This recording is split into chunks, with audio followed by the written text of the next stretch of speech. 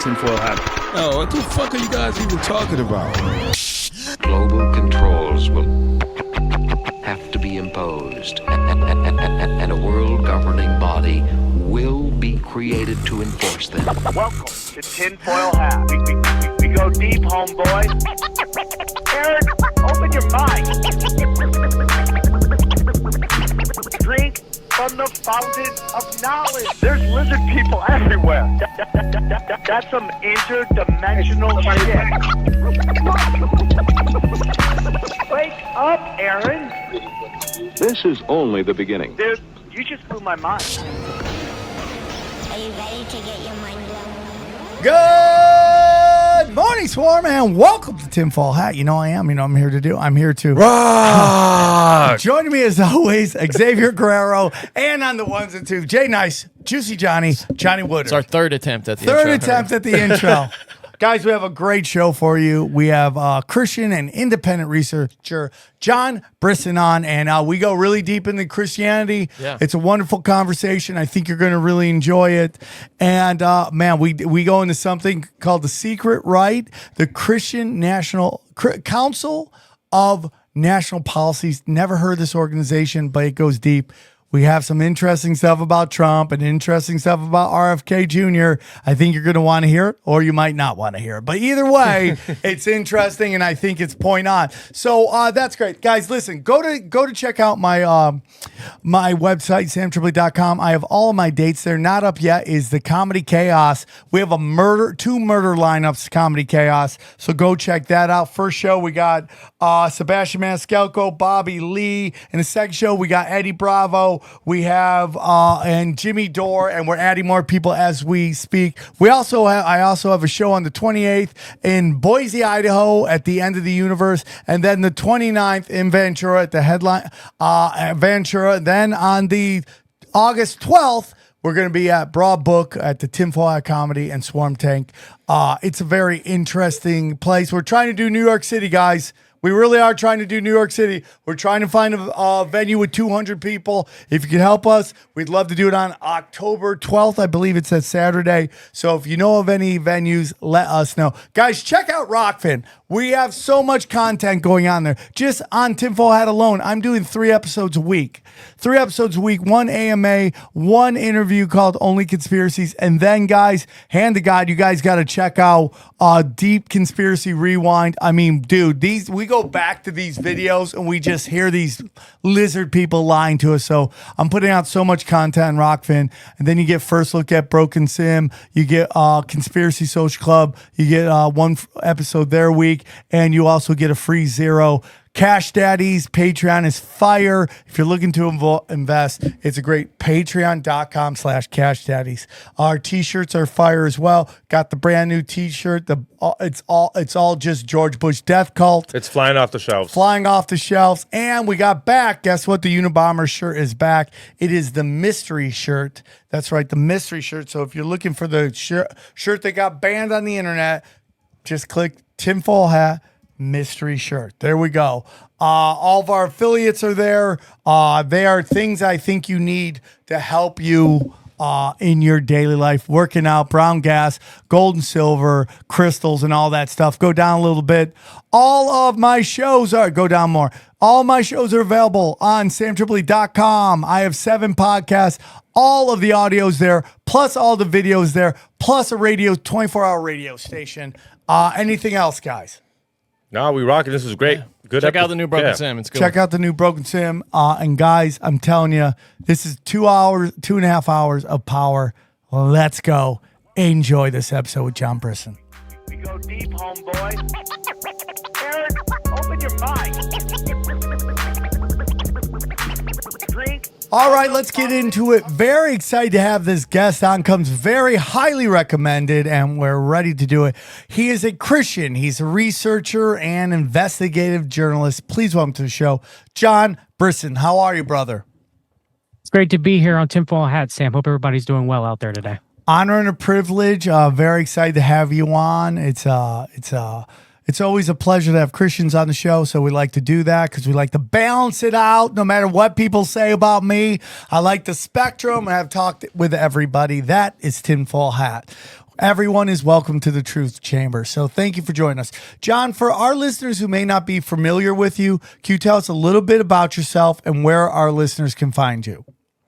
Yeah, I am from Fayetteville, North Carolina. I'm born and raised, millennial, 37 years old. I was first, and I still am, a naturopathic author and health coach. I run Fix Your Gut. I wrote the book Fix Your Gut on Amazon, focusing primarily on digestive health. That's what I've done many years for the past decade. I was also, though raised a Christian, I was a New Ager and a truther for many years. I guess probably since 2009 up to probably about 2019. And I've been a researcher and a journalist and a Christian apologist ever since. And you can find my work at Fix Your Gut, where I write blogs about natural health and digestive health from a Christian perspective, and coach people too as well. I also have a Substack. We've read the documents. I'm currently writing a book on the Finders operation. I love it. Most people might know of the Finders cult. And I'm one of the foremost researchers into the Finders. I've dug in a lot of documents that have never been seen before, and I've interviewed various people that were associated with the case and knew of the cult. And I'm currently writing a book. I got about more than 100 pages of it done. Also researched the secret right, or the hidden right, which is known as the Council for National Policy, which is the right wing of the world's orders kind of version of the Council on Foreign Relations. Also, I'm on Twitter. I've been kicked and banned off of YouTube, as most people have. I have an Odyssey where I publish my work. We read the documents. I'm also have a Christian podcast with my co-host Jeremy Stone on the Kingdom Productions Network called By Their Fruits, as well as Billy Ray Valentine, who I know that you've had on, who is a good personal friend of mine. We're starting a radio network soon called freeworld.fm, and we're also holding a conference in New York City, September 9th, Free World NYC. Tickets are on Eventbrite as well. And yeah, I think that's everything, Sam, that I can think of. I love it. I love all of it. So much to dive into. Now, I love to get this perspective because, I have Jesus. I love Jesus. I'm very vocal about that. I love the teachings of Jesus. I'm also into energies, Hermetic principles, all that stuff. Are those opposites? Are those what's it called? Diametrically opposed? Is that the term I'm looking for? Am I all over the place? I just go with my feeling in my gut. My gut is like this energy, and like it says, like, oh, this makes sense to me. This doesn't make sense to me. Jesus makes sense to me. Energy makes sense to me. The Hermetic principles make sense to me. All these things, hidden history makes sense to me. Am I all over the place, or what's your thoughts on that? Somewhat, but so was I. I used to be all over the place too as well. Like I said, I was a New Ager. I was a Christian Gnostic for many years. Actually, the first podcast that I ever went on to discuss parapolitics and conspiracy theory was Greg Carlwood's The Higher Side Chats. Yes, and we love Greg. And I mean, I used to share a very similar view to you, Sam. And I don't harbor any ill will towards anybody who holds that view, though I lovingly believe that it is incorrect, though. I would love to hear that. I mean, and this isn't like adversarial. This is like honest, honest question. Like, why do you think that? Yeah, I mean, I used to hold these views. And I no longer do. It took a while. It took a while for God to show his grace through various people to preach the gospel to me and to show why my New Age beliefs, or my Christian Gnostic beliefs, which I believe is a form of subjective truth compared to the objective truth which is contained within the Bible, which I believe is God's word. It took a while for there was a lot of roadblocks I had in my own mind, Sam, and a lot of things that I tried to hold on to that I was like, no, I'm correct. There's no way that the Bible was right. There's no way that it's accurate. And there are certain things that made me start to question my previous beliefs. For example, the Nag Hammadi library And the translation for such, it was Michael Joseph, who was a Christian apologist. He's a Catholic, though. He was forming polemics against people that I used to really hold dear, like Wilhelm Reich, for example.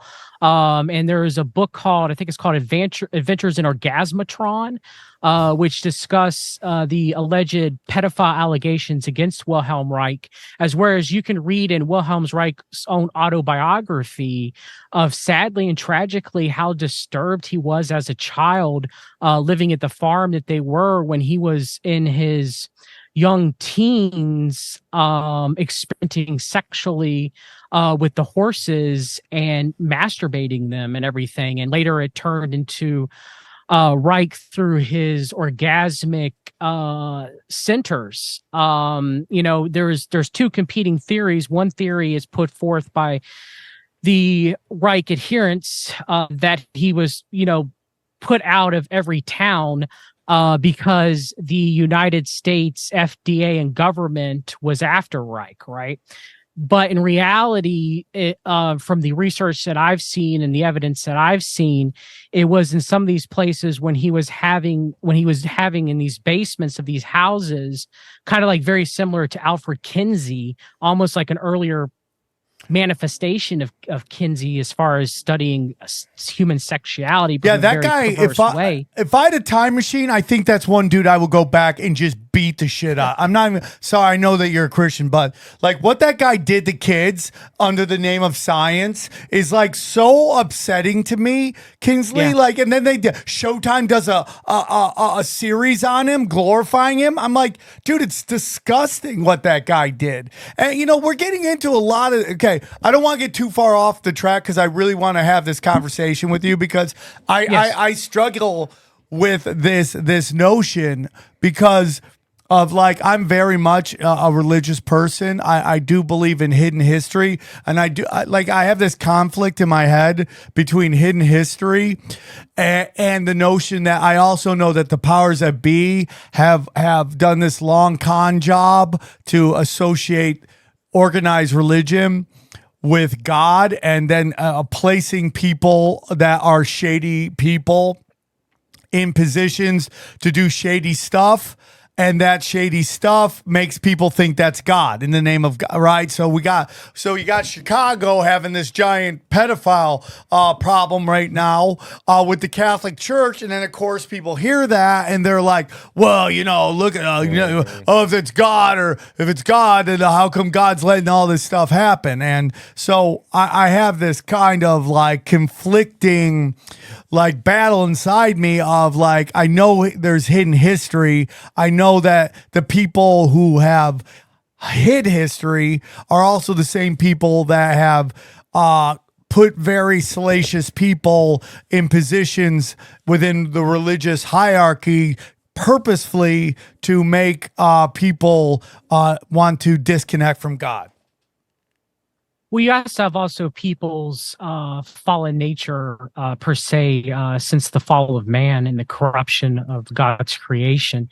And it's happening as well, too, within the Southern Baptist Convention, for example, with allegations against Council for National Policy member Judge Paul Pressler and among others. And so, Christianity is not without wicked people and pedophiles becoming preachers and taking advantage of their flock, which they should not do, and then people end up of course blaming God for those events, and it's very sad and it's very tragic, but it is something that is it does occur, it does happen. And I mean, I'm as a Christian, I'm not going to shy away from calling out those incidences. If none of that stuff should be covered up. Those people should be, arrested. They should, face trial and a jury of their peers, right? Like it's happening with Doug Wilson, and possibly allegedly him covering up for pedophiles, possibly in his congregation, the pushing of Christian nationalism, which I'm against. And so it's just, it's sad to see those things occurring, but yet they also do occur in all institutions. Yes. Education, for example, in the education system is rife with pedophilia, with teachers taking advantage of their students. It happens quite frequently, and it's sad. And then, of course, we have government institutionalized pedophilia and trafficking, whether it's through the Finders or Epstein or the Franklin scandal. And that's occurring too on a very high level as well. So, the people in power tend to serve their own horrific flesh and interest, or serve the interests of their master Satan. And in doing so, they do horrific sins to people throughout the world. And I mean, that's very much, true. And so it's things like that that give Christianity a bad name, because people are unwilling to look past, evil people doing evil things, which happens tragically, sadly, anywhere we look in I totally agree with that. I totally agree with everything you're saying. And the one thing that really resonates with me on why I think there's a lot more to Christianity than everybody wants to admit to is that I've learned in this the almost 7 years this show's been going, is that everything in the media is a lie. They're lying to you. They're trying to convince you of a narrative that isn't real, and they're going against natural order. And, it's why I can't watch like shows on Netflix or wherever that are just mocking Christians. And even though I have friends of mine on some of these shows and I think they're wonderful actors, and within that role, they're doing a great job, I can't condone that, because I know they won't do that about Jews, and I know they won't do that about Muslims. So I'm just like, okay, so why is this one group so demonized in mainstream media and across board? And I've just seen like more and more and more that the more they demonize something, the more and more there's something to it. That there's something special going on. So in that, I do think that Christianity is very there's more to it than a lot of people want to understand in this modern age, in this modern culture. I don't have a problem with Judaism. I don't have a problem with Islam. I don't have a problem with anything that anyone wants to believe, as long as it makes them a good person and they treat people well. Now, what relationship they have with God? Well, that's for me between them and God. I'm just not going to tell people how to live their life. It's not how I want to operate. Maybe down the line, I'll get to somewhere where maybe I feel like I'm saving somebody by helping them. That day may come. But today in my life is like, if you're not hurting people, as long as you're not hurting children, I'm just not going to tell you how to live your life. That's between you and your God. But I want to get that out because I want to have real conversations with you, because I've been dying to have these conversations. And again, this is a loving conversation. This isn't like a combative. I just feel like I just want you to know that I'm asking you questions, not out of being like trying to grab you, but because I'm asking these questions of myself.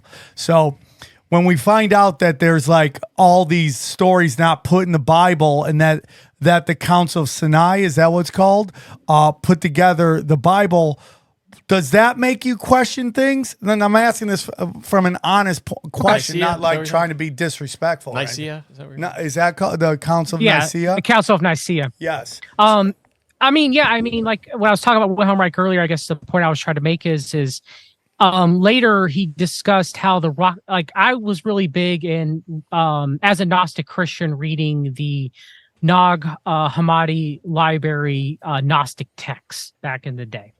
And when you do research into who facilitated the translation and the preservation and the pushing of those texts, it was the Rockefeller family and UNESCO, the United Nations. Of course. And actually got Miguel Connor to admit this in a chat that he was having, that it's true, because it is. I mean, Elaine Pagels, who wrote numerous books pushing Gnosticism and the Gospel of Thomas and the Gospel of Judas. She has won numerous Rockefeller awards and was a Rockefeller Fellow. and so that was something I had to struggle with. Like, I remember there's certain times where you figure out things, like you figure out parts of the puzzle, Sam, and there's certain places where you can remember exactly where you are, where you heard this, or where, you finally realize that you were missing that puzzle piece. Right. And that was one that I had to grasp with for a while, because like, okay, so what I believe as a New Ager, is that truly what the elites are propagating? Is that truly what the elites believe?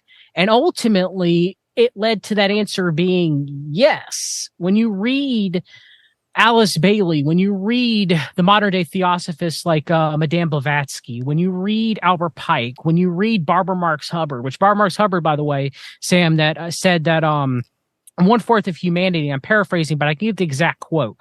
1/4 of humanity who chooses not to ascend, that the elite are the pale horse, white horse riders foretold in her version of Revelation. Okay. And they will kill that 1/4 who choose not to ascend for greater humanity.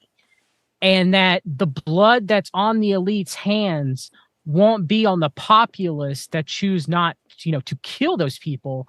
It will be on them. And this lady, she goes around, like, I always call her like kind of like a nurse, where, you kind of like broke both your legs and in like a car accident, but you're not dead, obviously, you're not going to die.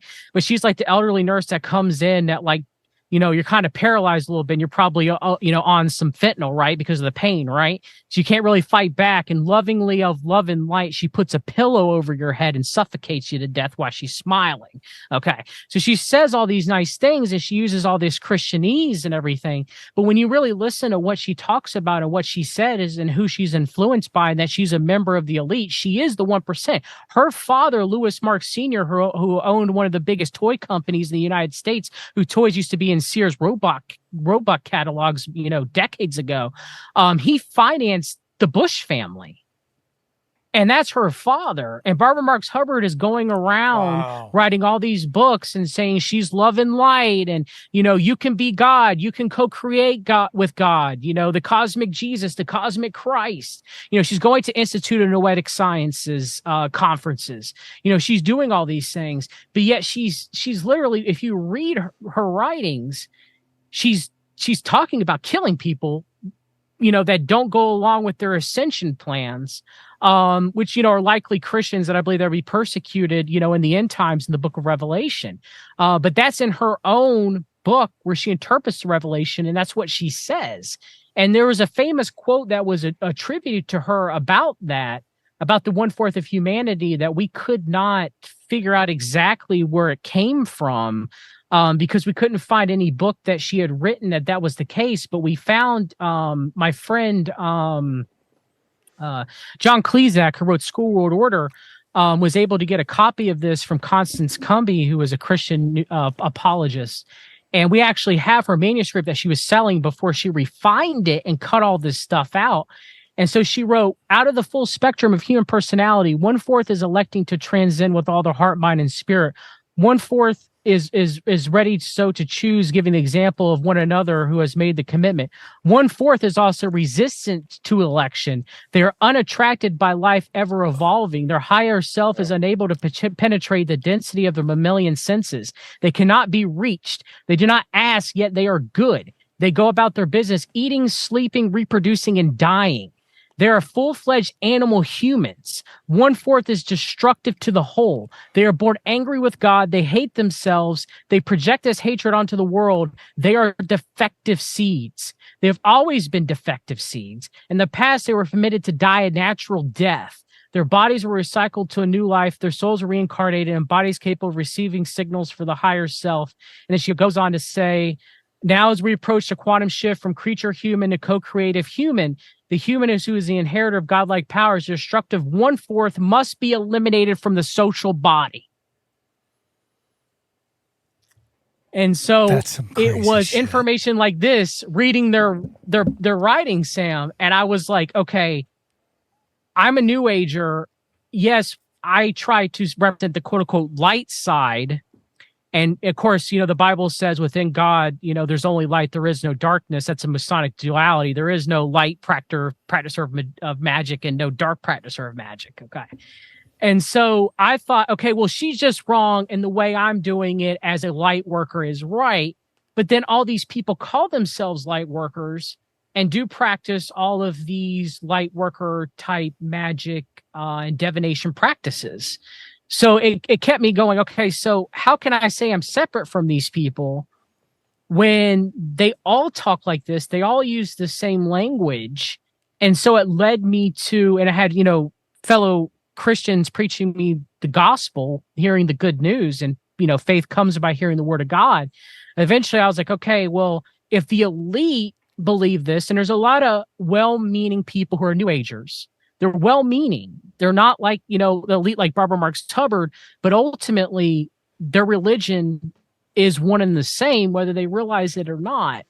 And that drove me to read the Bible, to become born again, and to trust in God and the Lord. And it was, this modern, information and the way that it's propagated and who is propagated by led me to the truth of the Bible. Now, your question, I guess, to tell into that is, well, how can I believe that the Bible's true? Because so you don't believe sorry to cut you off. You don't believe that there were stories kept out. No, I think they're modern fabrications. A lot of them are. Okay. Yes. All right. I think a lot of them were through the Nag Hammadi library. The Gnostic Gospels that were found, that were translated and preserved by the Rockefellers and by the United Nations UNESCO. They could be real because there are early church Christian apologists that wrote counter to Gnosticism that did quote from certain Gnostics. But those writings in and of themselves that were found, and the same with the Dead Sea Scrolls, I don't know if they are forgeries that were put forth by the world order to cast doubt onto Christianity, or if they are real, but they're Gnostic writings. But again, there's earliest polemics from even the Bible itself, from the Apostle John against Gnosticism, even within the Bible. So again, I could go either way, Sam. Thank you for your honesty, man. Again, these are just questions I have. This isn't meant to be like any gotcha interview or anything like that. Just I've been wanting to have this conversation with somebody for a long time, so thank you for that. All right, want to tell you about one more time our good friend James McMahon and Copy My Crypto. Let me tell you about Copy My Crypto. We've seen so many people making ridiculous money in crypto, but did you know it's easy for you to do the same? The Copy My Crypto membership site shows you the coins that YouTuber James McMahon personally holds and allows you to copy him, okay? It's like having a big brother who knows what he's doing. You don't need to know anything about crypto or how to invest. You simply do what he does. So let me tell you about James. He runs Crypto with James YouTube channel, which despite heavy censorship has over 26,000 subscribers. Since 2020, he's told his viewers to buy 26 crypto coins. Had you put in $100 into each one, it went on to be worth $120,000. Of the 26 coins, his top pick of the year, a coin called Phantom, went up 692 times from when he said. That one call retired a number of people, including guys in their 20s and 30s. Remember, this is all public knowledge. You can go to YouTube and verify for yourself. So if you'd like to join the 2,800 members who copy James, then stop what you're doing right now and head over to copymycrypto.com/TFH. That's copymycrypto.com/TFH. That's TFH. You'll not only find proof of everything I've said, but my listeners gain full access for just $1. Once again, that's copymycrypto.com/TFH. The recession is here, guys. You can suffer like everyone else or choose to thrive. James is a real deal. Go visit his site now. There's so much you are covering right there. I mean, I don't want to dwell too much. I mean, I love having this conversation because I think it's very important. But I want to get into you were just talking about the secret right And by the way, I'm open-minded. You know, I make jokes. I think Jesus was a Jedi, a manipulator, a starseed, all that stuff. Is that blasphemy if I say that, do you think? I understand you're saying it jokingly, and I understand jokes. I am a fan of stand-up comedy. I still am to this day. Technically, under the Bible's definition, yes. So I mean, biblically, yes, it is. Here, bro. You're a blasphemer. Yeah, no. Man, I'm not. I mean, can I get the Lord now but and just clean up and just clean up all my mess? well, I mean, Jesus Christ died on the cross for the sins of those who believe and have faith that God showed them grace. I mean, that's what the good news is. So, I mean, I'm a sinful man. You know, we're all sinners. You know, just because I'm a Christian doesn't mean that I don't sin or fall short. I make mistakes too as well, but the Holy Spirit has changed my life. I am a better person than when I was a New Ager. When I was a New Ager, I was a white nationalist, Sam. Now, granted, I know not all New Agers aren't white nationalists. I'm not trying to insinuate that. And not all Christians are as pure as they should be. And Lord knows that I'm not perfect. So I'm not here to cast stones as far as, you know, other than, you know, speaking out to, you know, sinning is punishment that leads a person to death and judgment. And the only way that you can get eternal life and negate that is Jesus Christ being the intercessory, which is your belief, which is your faith. All of the religions, you either earn your way or it's by knowledge, it's by gnosis, it's by what you know. The only religion that's different is Bible-believing Christianity. Through God's grace, through your faith, you're saved. It's not by any works that you can do, not by anything, any knowledge that you've come across. That's what separates it. And so, you know, again, you're a sinner, I'm a sinner. The only difference is now when I die, because of my belief in my faith and I am born again, you know, God's going to see Jesus instead of the sins that I've committed. He's my intercessory. And so I can have eternal life. That's the only difference between someone who is born again and someone's not born again as far as the judgment. And then, of course, if someone isn't born again, sadly, and God's not going to force you. He's not going to force you to believe. He's not going to force you to become born again. Okay. You have free will. God shows you grace through different parts of your life, either by Christians doing kind works or being kind, or ultimately by the gospel being preached to people. But again, you know, that's true Christianity. And sadly, Christians fall short a lot and they get angry with the world. And they yell at people and they preach at people and they become arrogant, and myself included. Sometimes I fall into this, Sam, and I apologize to people when I do. But I do believe that this is the objective truth, and I do believe it is important. Well, I respect that, and I've been wanting to have this conversation for a very long time. I'm always eager to learn the truth and perspectives and all that stuff, so I appreciate you. You know, I have a lot of people in my life who want me to read into the Bible, and I have a guy who's going to start doing it with me, so I'm very interested in learning about all that. So thank you for all that. I really do appreciate that, and I enjoy these conversations, and I enjoy having this conversation like I have other conversations. I'm always interested in the truth and or how people live to be better people, and I always do want to connect with God, because I think there's this whole culture we live in is about detaching us from God, and they've been doing this for a long time, and we're losing a lot of people. People don't realize what they're actually doing to themselves, and you can't save anybody, but you can try, you know, and that's kind of how I live my life. I just want to help people and change people's lives the way people have changed my life. Sam, you mentioned losing, and I know you're a Dodger fan. What did you think about the whole Christian and the nun situation that happened? You think that's a little bit of a win? Like, I mean, as what I saw, you know, it looked like there was a lot of people there, a huge protest, and they didn't call it protest. They said it was a prayer. Well, you know, it's like a weird thing, because, like, I don't think a family-oriented thing should be having a fucking, excuse my language, having a group there that has a character named Porn Again.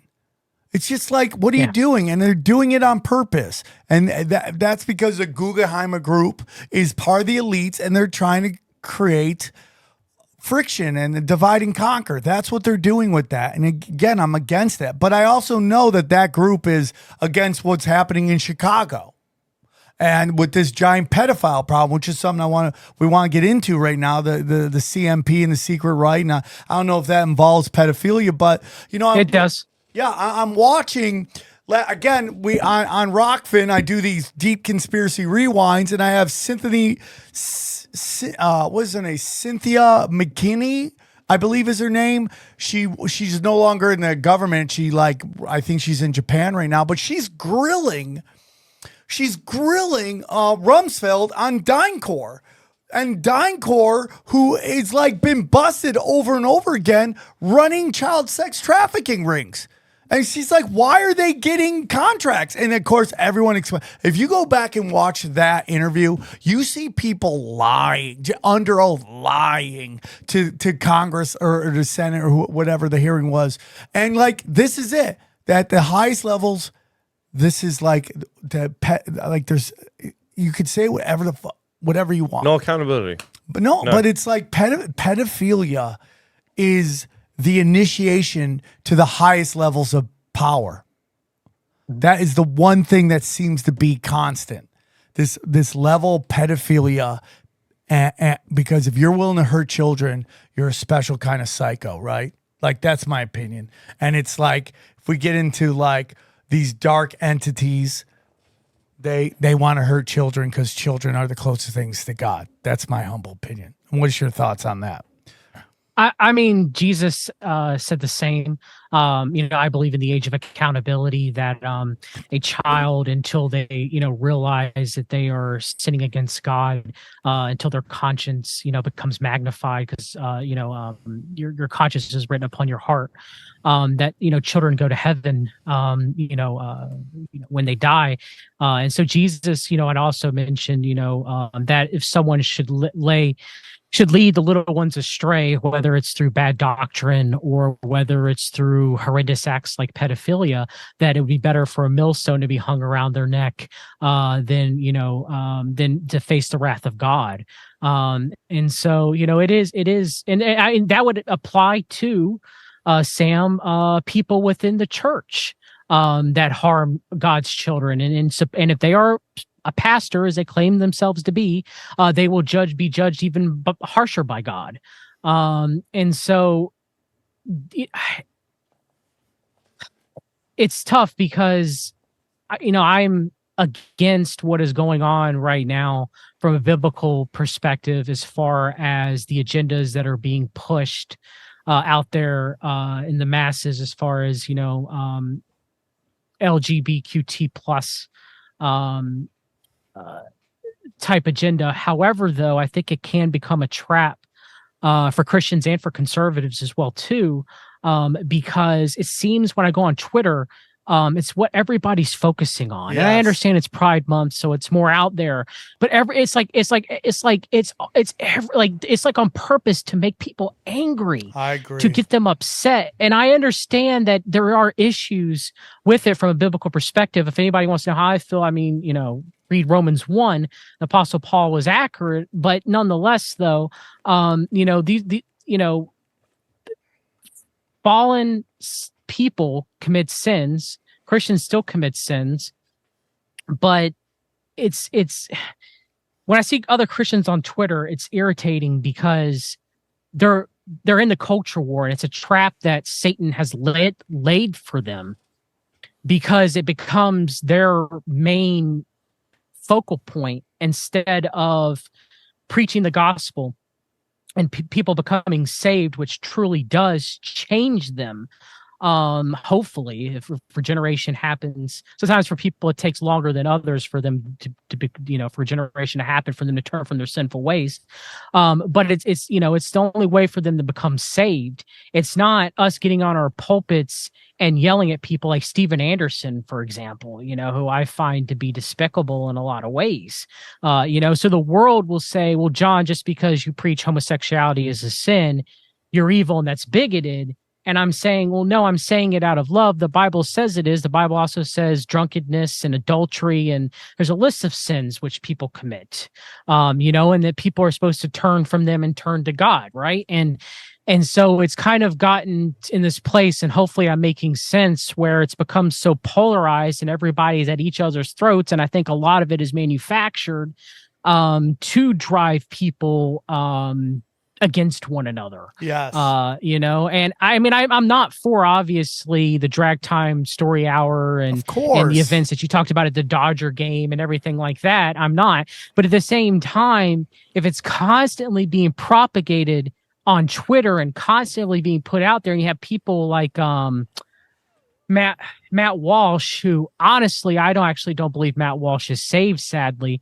I think for him, it's fighting the culture war and just the anger and the venom that comes out of that man's mouth, Sam. Yeah, it's not I'm with you, Christian. man. It's not godly. It makes weird, me right? sick. Okay, so that's the first time. Is. That's the first time I hear another Christian kind of not be on his side.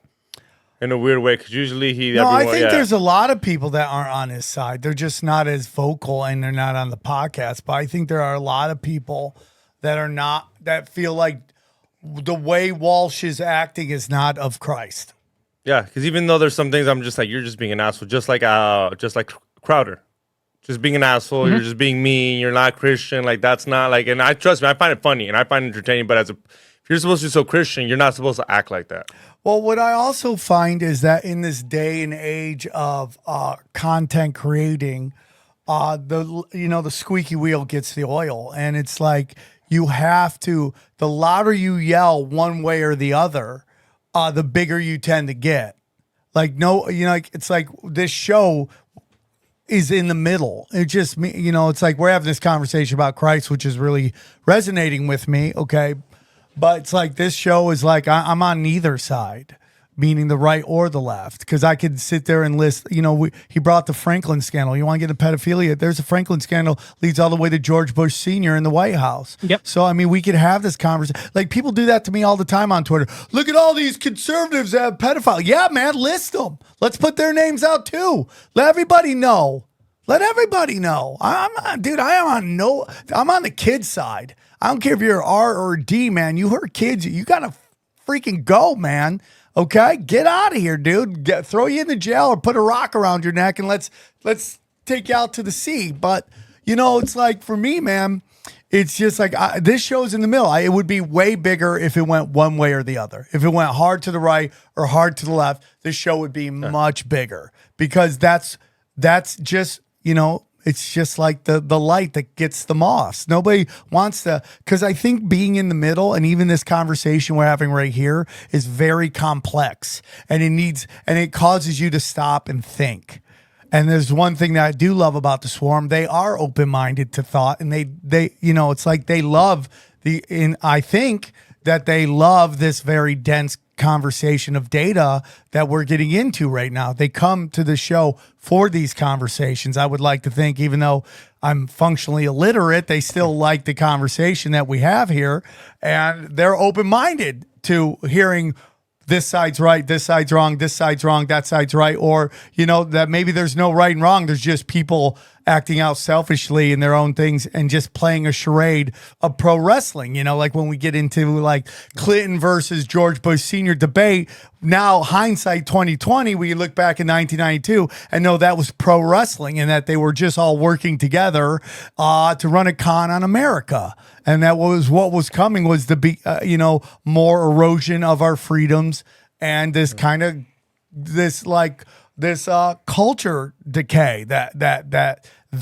what we call the George Bush death cult helped bring on. But now we're going to hear about maybe somebody funded, or we just heard that somebody funded George Bush Sr. So there's levels even above that. So it's super interesting. But I want to get into this because we don't have this conversation enough about the secret right and the people on the right and who they're going with. And like I say all the time, like, and there's some people that were kind of on the left and now they're like, look at what they're doing to Trump and this prosecution. I go, well, we can have a real conversation about all the things Trump did. like that you could really get angry at and have a legit thing to call him a fascist or what do you want? Like, violating the First Amendment, putting BlackRock in charge of the Fed, locking us down. And all that. We can get into all that. So, and again, this isn't Sam going, Trump's not good. I'm not going to sit there and tell you that I'm a Biden guy in any way. I can't stand that guy, and I didn't think he got elected. But I'm like, maybe we need to stop like expecting these people to save us. And it's like I'm seeing it happen with RFK Jr. again. They're ready to get a savior, and I'm like, man, how many times you got to get burnt before you start going, hey, man, I like what you're saying. I don't trust you as far as I can kick you, and I'm going to hold you accountable at every moment. So that's where we are. All right, real quick, let's tell you about our friends at Mood, Delta 8, Delta 9. Let's get into it. Let me tell you about Mood. Mood puts an end to the guessing game. It's a 100% federal legal Delta 8 and Delta 9 THC you can have shipped straight to you. No doctors, no waiting, just affordable, legal THC for a limited time. Mood is giving our listeners free Delta 9 gummies and 20% off your first order. Visit HelloMood.com and use the promo code TINFOIL. Those Delta 9 gummies are fire. They sent me a little bit of that. I also went on the website, got the caviar pre-rolls, got the THC moon rocks, took them over there to the B-roll studio. They had no idea what fucking hit them. It was, they were like, where'd you get this? I was like, don't worry about it. Use promo code Tinfoil. Mood offers federally legal forms of THC extracted from hemp plants. The experts at Mood have tested and tailored different strains for specific needs. If you want energy, they've got that, creativity, focus, other moods such as euphoric, erotic, sleepy, chill, social, and body soother. They've got all of that and plenty of versatile products that go with whatever mood you're going for. They've also got great tasting gummies, classic flower, convenient pre-rolls, and so much more. All right, so here's what we want you to do. If you're ready for a good time without the guesswork, order your THC products from Mood today. And for 20% off your first order of free gummies, go to HelloMood.com and use the promo code TINFOIL. That's HelloMood.com, promo code TINFOIL for 20% off your order and free gummies. So let's start with the secret right and the CMP. Yeah, of course. So I first came across The Secret Right when I watched Josh Reeves' documentary, The Secret Right Volume 1 around 2016. I voted for Trump myself back then as well, too. Later, Trump would actually address the CMP towards the end of his presidency in 2021 from the White House, which blew my mind. I never thought that was going to be a thing, but I was not from the White House. It was broadcast on the White House YouTube channel, but he was actually at the CMP playing up about how much he loved them and how much they loved him. So most people have heard on the Council on Foreign Relations, the Trilateral Commission, the Bilderberg Group, and I'm not here to say those groups are not important, and I'm not here to say those groups are not nefarious. They are. Okay.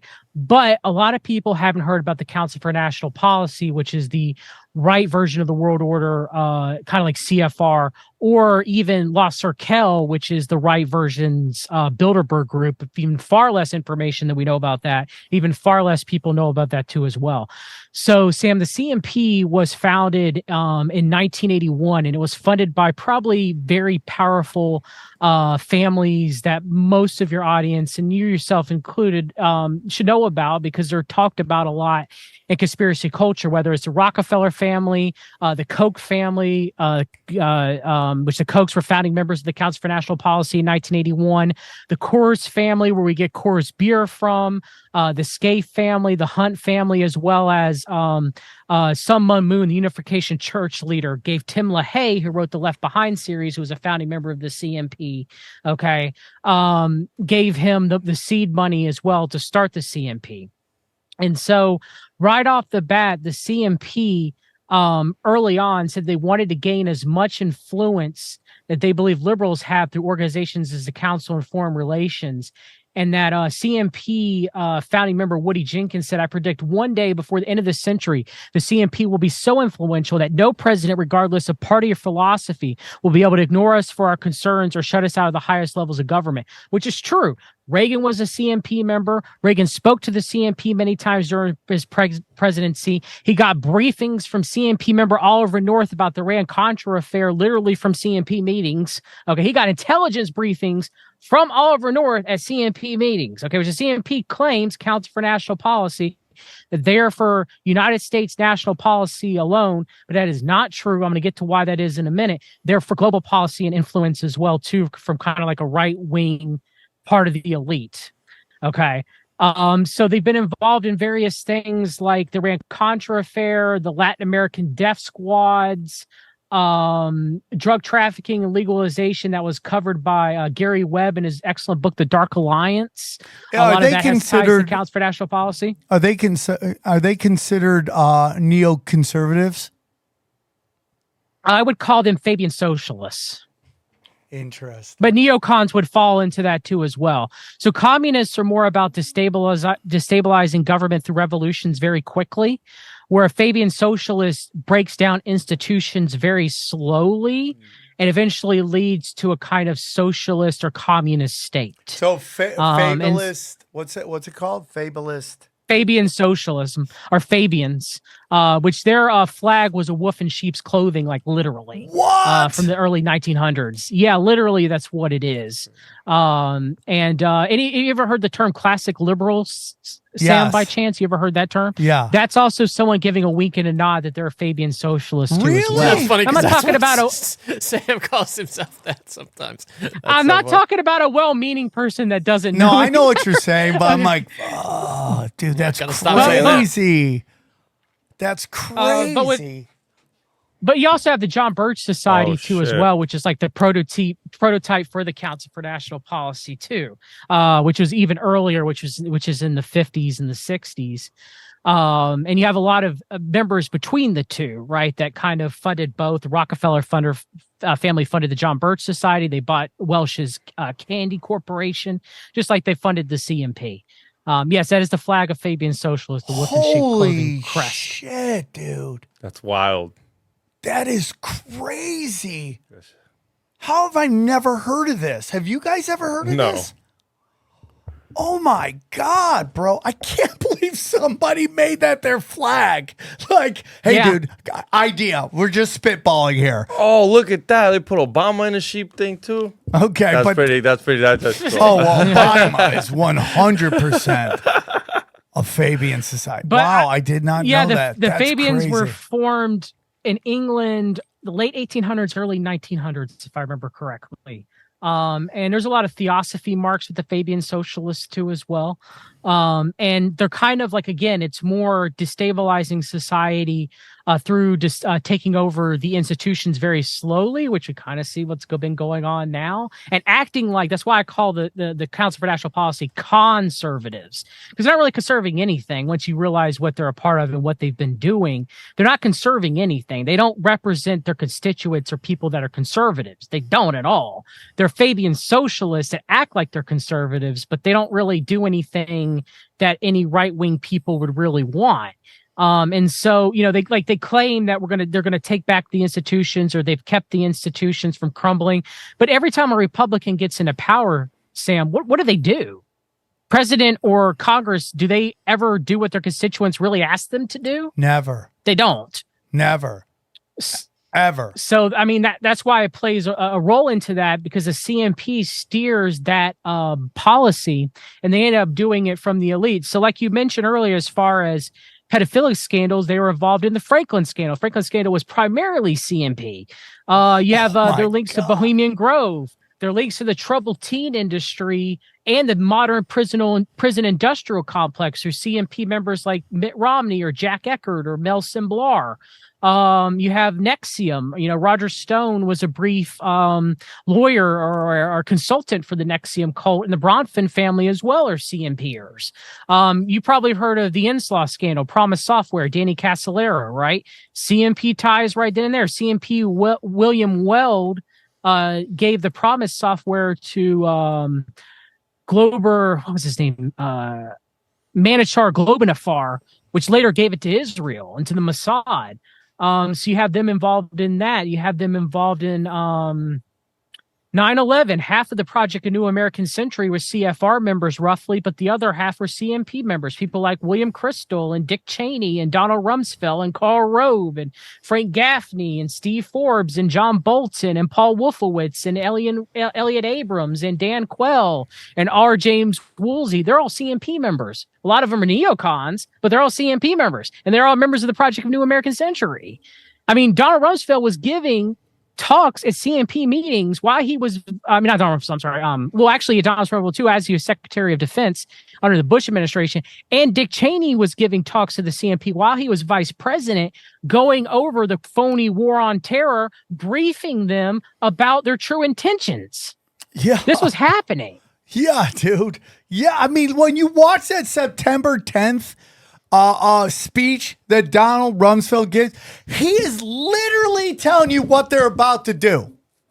He lists it right there. We're going to streamline the government, which is basically Homeland Security Department, where they streamline that everyone can talk to each other, and we're just going to be fighting terrorists. That's all. He lays it right there. He says it out loud. He goes, you're probably asking yourself, why does Donald Rumsfeld want to attack the Pentagon? He says it out loud. Yeah. It right there. And that gets into that whole, like, I don't know if you believe in this, John, but it's like the whole, what's it called? Sigil magic stuff where they're like, he's like telling you what they're going to do. He's telling you that. That's the whole thing, right? Hey, man, we're telling you what we're doing. It's your job to stop it. Good luck, too. As what Alice Bailey wrote, the externalization of the hierarchy. Yeah. Which is real. I mean, that's real. I mean, the war on terror, Eric Prince in Blackwater. Eric Prince is a long-term CMP member. The whole Prince DeVos family, Betsy DeVos under the Trump administration, Secretary of Education. They're all CMPers. The Tea Party movement was co-opted or probably even started originally by the Council for National Policy to trap well-meaning conservative and libertarians. What, really? I mean, Tea Party patriots. Mark Meckler and Jenny Beth Martin were both members of the Council for National Policy. Glenn Beck's a CMP member too as well. Majority of your talking heads on the right, whether it's Sean Hannity or Mark Levin or Rush Limbaugh. Tucker, no. And I've done exposés on Tucker, but his co-founder, who was Cheney's advisor, Neil Patel of the Daily Caller, is a decades-long Council for National Policy member. Interesting. It's crazy. And it's so funny because nobody talks about these people.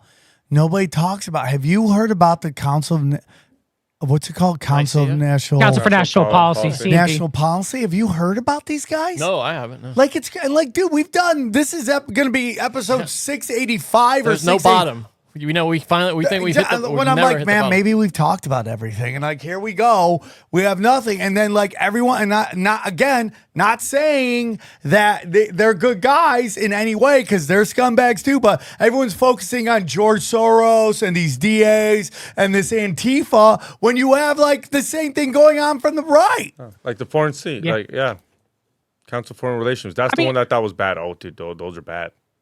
They're all bad. Yeah.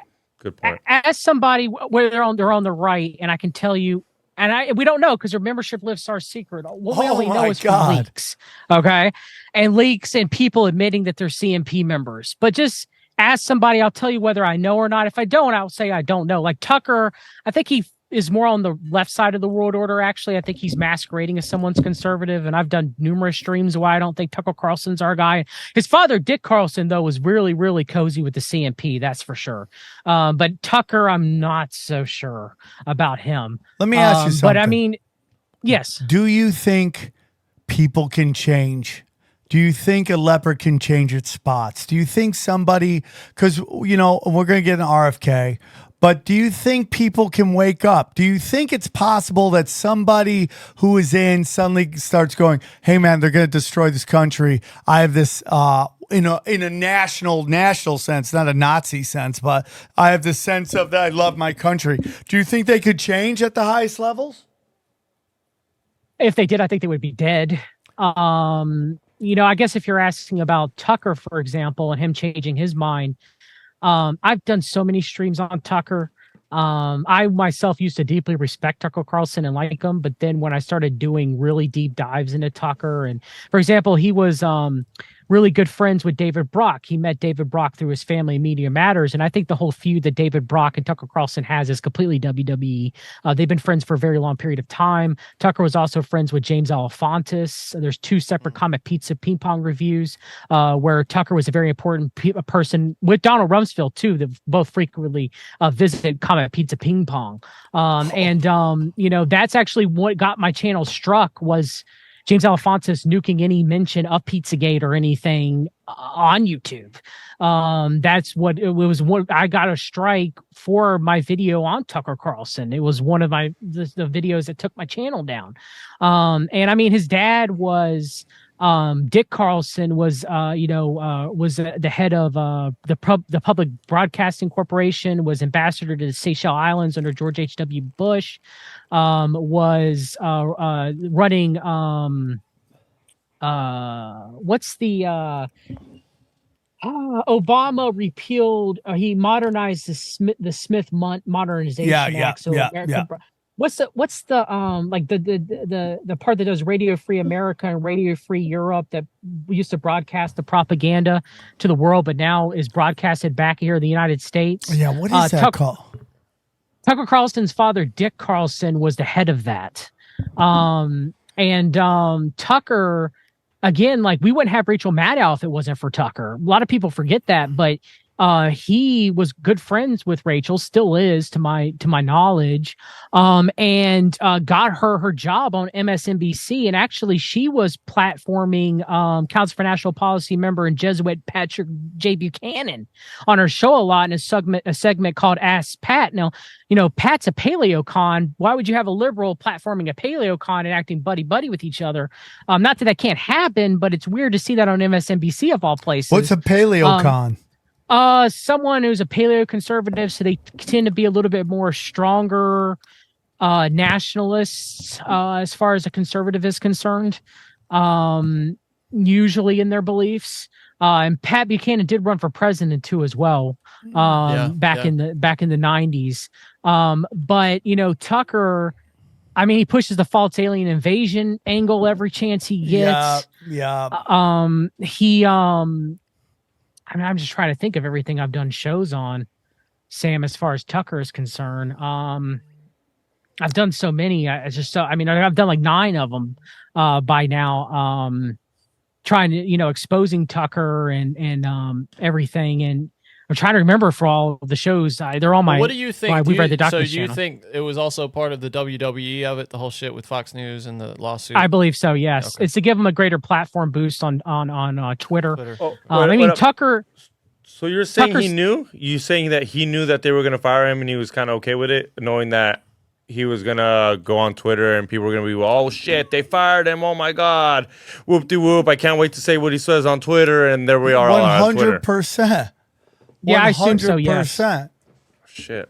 Yeah, I mean, they've been doing that forever, man. They always do that. They create the. I remember when they were trying to blow up Lady Gaga.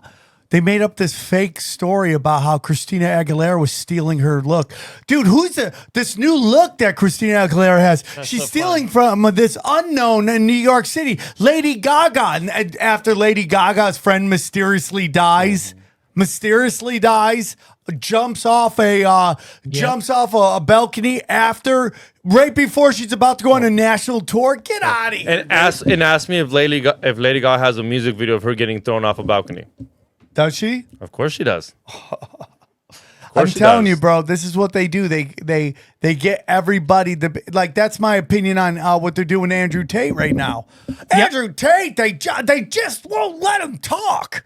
God, they just keep. Then nothing happens, and something happens, and nothing happens, and something happens, then nothing, and they're like, oh my God, he must be just saying the truth. To be on house arrest, I mean, the guy's done more press than anybody in recorded history. Tweeting from jail, like that's always like the weird thing. You're like, just like I believe in myself. Cosby. I'm like, aren't you in jail? Yeah, Cosby was doing the same thing. Yeah, that's all weird too. I mean, it's kind of crazy. It's all WWE. I can't stand Andrew Tate myself. And I, and Tucker, I mean, it got people. The first episode back on Twitter, what did he cover? The false alien invasion narrative. And I mean, all eyes were on him more than people were on him on Fox News. And I'm not saying that these people never tell the truth. That's how propaganda works. But I mean, see, again, this is one of the biggest things to say about Tucker. Sam, you know that Anderson Vanderbilt Cooper flunked out of the CIA, right? The CIA supposedly, allegedly rejected him, right? I didn't know that. I didn't know he tried to get in, and they're like, nah. So did Tucker. Oh, really? And his dad said, well, since you didn't get in, go be a journalist like me. That is great, because he always act like he didn't want to go in. Hey, I'm not going to. I decided that's not the route. Are you here? He's like, a lot of people thought I was going to go the CIA route, but I ended up not. Oh, it's like, because you flunked out? This comes from a guy who's functionally illiterate. I'd probably flunk out too, so make no, but that's crazy, dude. I did not know that. That's nuts. Mockingbird on the left, Mockingbird on the right. 100%, bro. 100%. They're all in on, and that's why I'm saying it's like, what Tucker did to Gary Webb is like unforgivable. Yep. It's one of those things where I just like, I don't know if you're allowed to come back from that. I don't know. Like, there's this guy that supposedly is like a conspiracy theorist. He went to jail. I've been asking, what did he go to jail for? Nobody tells me. So finally somebody told me, and it's sexual assault. You don't come back. You can't come on. Like, I don't want you on my show. Yeah. I just don't want you on your show. I mean, I'm all for rehabilitation, and it's like you went to jail, you paid your price, but no, dude, you're not coming on my show. It's like I'm not cool with that in any way. It's like, this is the burden this is your scarlet letter for the rest of your life, is that you did something fucking uncalled for against another human being. It's like I can't do that. Like there's no, and this guy was, I believe, adult woman, but like nobody is gonna be like, you can't redeem yourself from pedophilia, dude. You can't be like, that's how I used to be. I'm now like, I'm just into grown chicks now. No, that's no not one's how gonna it believe works. that. Yeah, and you don't, you don't get the. I don't want you on my show, and I wish you luck, and I wish you do well, and I want you to be able to redeem yourself to the best of your ability. But that's a scarlet letter you don't get rid of. But yeah, man, this is mind blowing. The CMP, that's some crazy shit right there, dude. That's some crazy shit. Now, so Trump, I always say, is a crime boss. He's, and here's where you might want to set me straight. I see Hillary, I see Obama, I see Biden, I see George Bush Sr. I think that's all George Bush death cult. But really, I call them satanic pedophiles. I've always said that I felt like Trump was just a crime boss, meaning that he's not a white knight in any way, but he's not that. What are your thoughts? I have a feeling I'm completely wrong. Is that your view? I don't see him as the same evil as Hillary and a George Bush Sr. and all that. That seemed to be just the worst of the worst. I think he is, as someone who used to vote for him and someone who used to believe in him.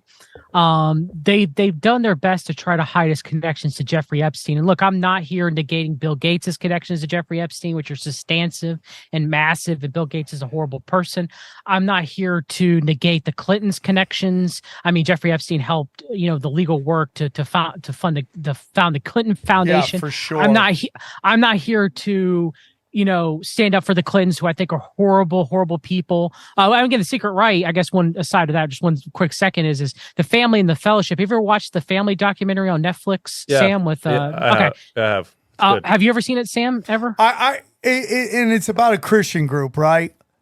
Am I wrong? They're not Christian, Okay, but yes, it's about a Christian group. Yes. That's what it's portrayed as, right? Like, yes, it's one of those things where they're trying to act like the Christians are in power and they're doing bad. That's what I meant by that. It's this one right here. That's the present. Yeah. So I didn't watch it because I go, here again is Netflix shitting on Christians. Why am I going to watch this? but you should watch it because there is some truth in it, though. Okay, I'm down. And you know, Doug Coe and like when he literally says, "Oh, we're because they're not Christians, but he's an elitist," and he's like, "Well, we're a member of the elects, and since we're chosen by God, which is a completely poor doctrine, it's not biblical, that we can go, sleep with the underage girl." And it's fine because we're part of the elect, and it's just disgusting stuff like that you hear come out of these people's mouths. But they're not crazy. But they're not Christian, though. They're part of kind of like this secret right group. And, Hillary Clinton is a member of the Family and the Fellowship. Albert Gore is a member of the Family and the Fellowship. It was really good. Oh, yeah, for sure. Friends with Doug Coe. So they're like all connected. And so like when I go after Trump, and I'm like, it happens to me all the time. I have people that say I'm not a Christian because I don't believe in God, Emperor Trump, or agree with him. I'm not a conservative because I despise Trump and I don't like him. And I get those accusations. I'm a communist. I'm this. I'm that, because I call out the right and I hold the right's feet to the fire because I am a Christian conservative. And I think that's our job. I have leftist friends or progressives, and though I disagree with them ideologically, they should hold their own to the fire too, and a lot of them do. And so, when I say that Trump, there's numerous allegations between, and I've done streams on it, between Trump and Jeffrey Epstein, as far as, the allegations of Katie Johnson that were pushed off to the side, that Trump raped her and Epstein raped her. And then later her case was co-opted by Lisa Bloom, who's the lawyer and apologizer for Harvey Weinstein. It's like, and then she was never seen from again. Katie Johnson, and so, you have her allegations out there against Trump. You have the numerous pictures and the flight logs and the travels on, Trump didn't fly on the Lolita Express a lot because he had his own plane. But Epstein did fly on Trump's plane. I actually had to track down the magazine. I have it somewhere in here. It was Maximum Golf magazine. I had to put an alert on eBay to get the, and they have a article in there detailing this golf reporter that went on Trump's plane with Epstein, with Ghislaine Maxwell, and with a girl made to look older. Okay. And they flew together on Trump's plane down to this Palm Beach golf event where Prince Andrew was there, Trump was there, Epstein was there, Ghislaine was there. They were all, friendly and taking pictures with each other. And, Trump is in both of Jeffrey Epstein's black books, more numbers than almost anybody for, Trump's at least in the top 5 numbers and security numbers and way to access Donald Trump and to get to him. Trump, through the deposition of Juan Alisi, was frequently known to visit Jeffrey Epstein's Palm Beach estate.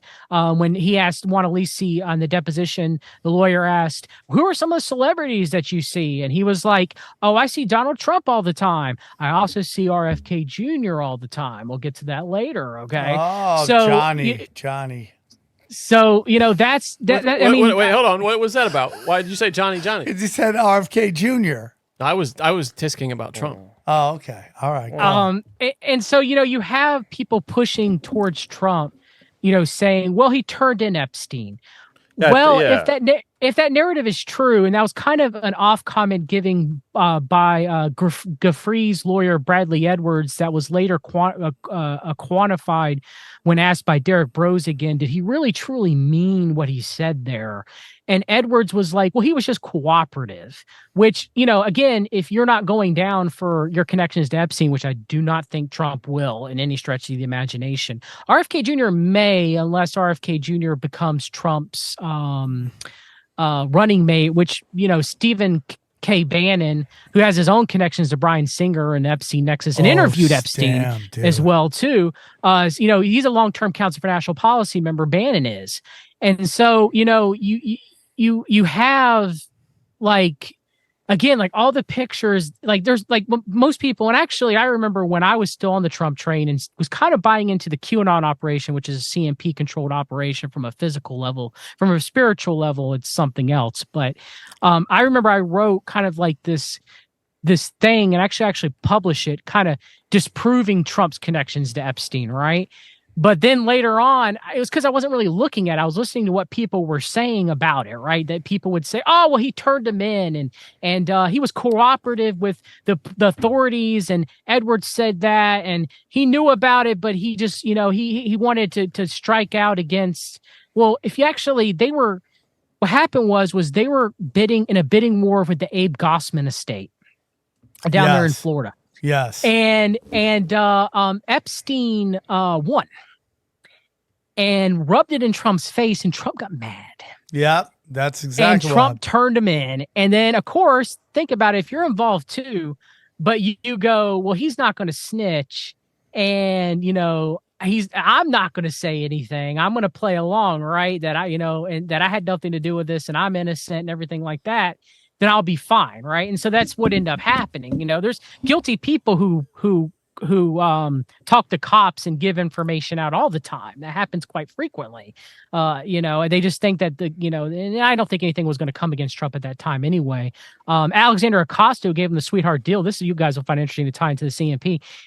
He was a CMP member and gave a speech around that time, roughly between 2003, 2005 to the CMP on human trafficking.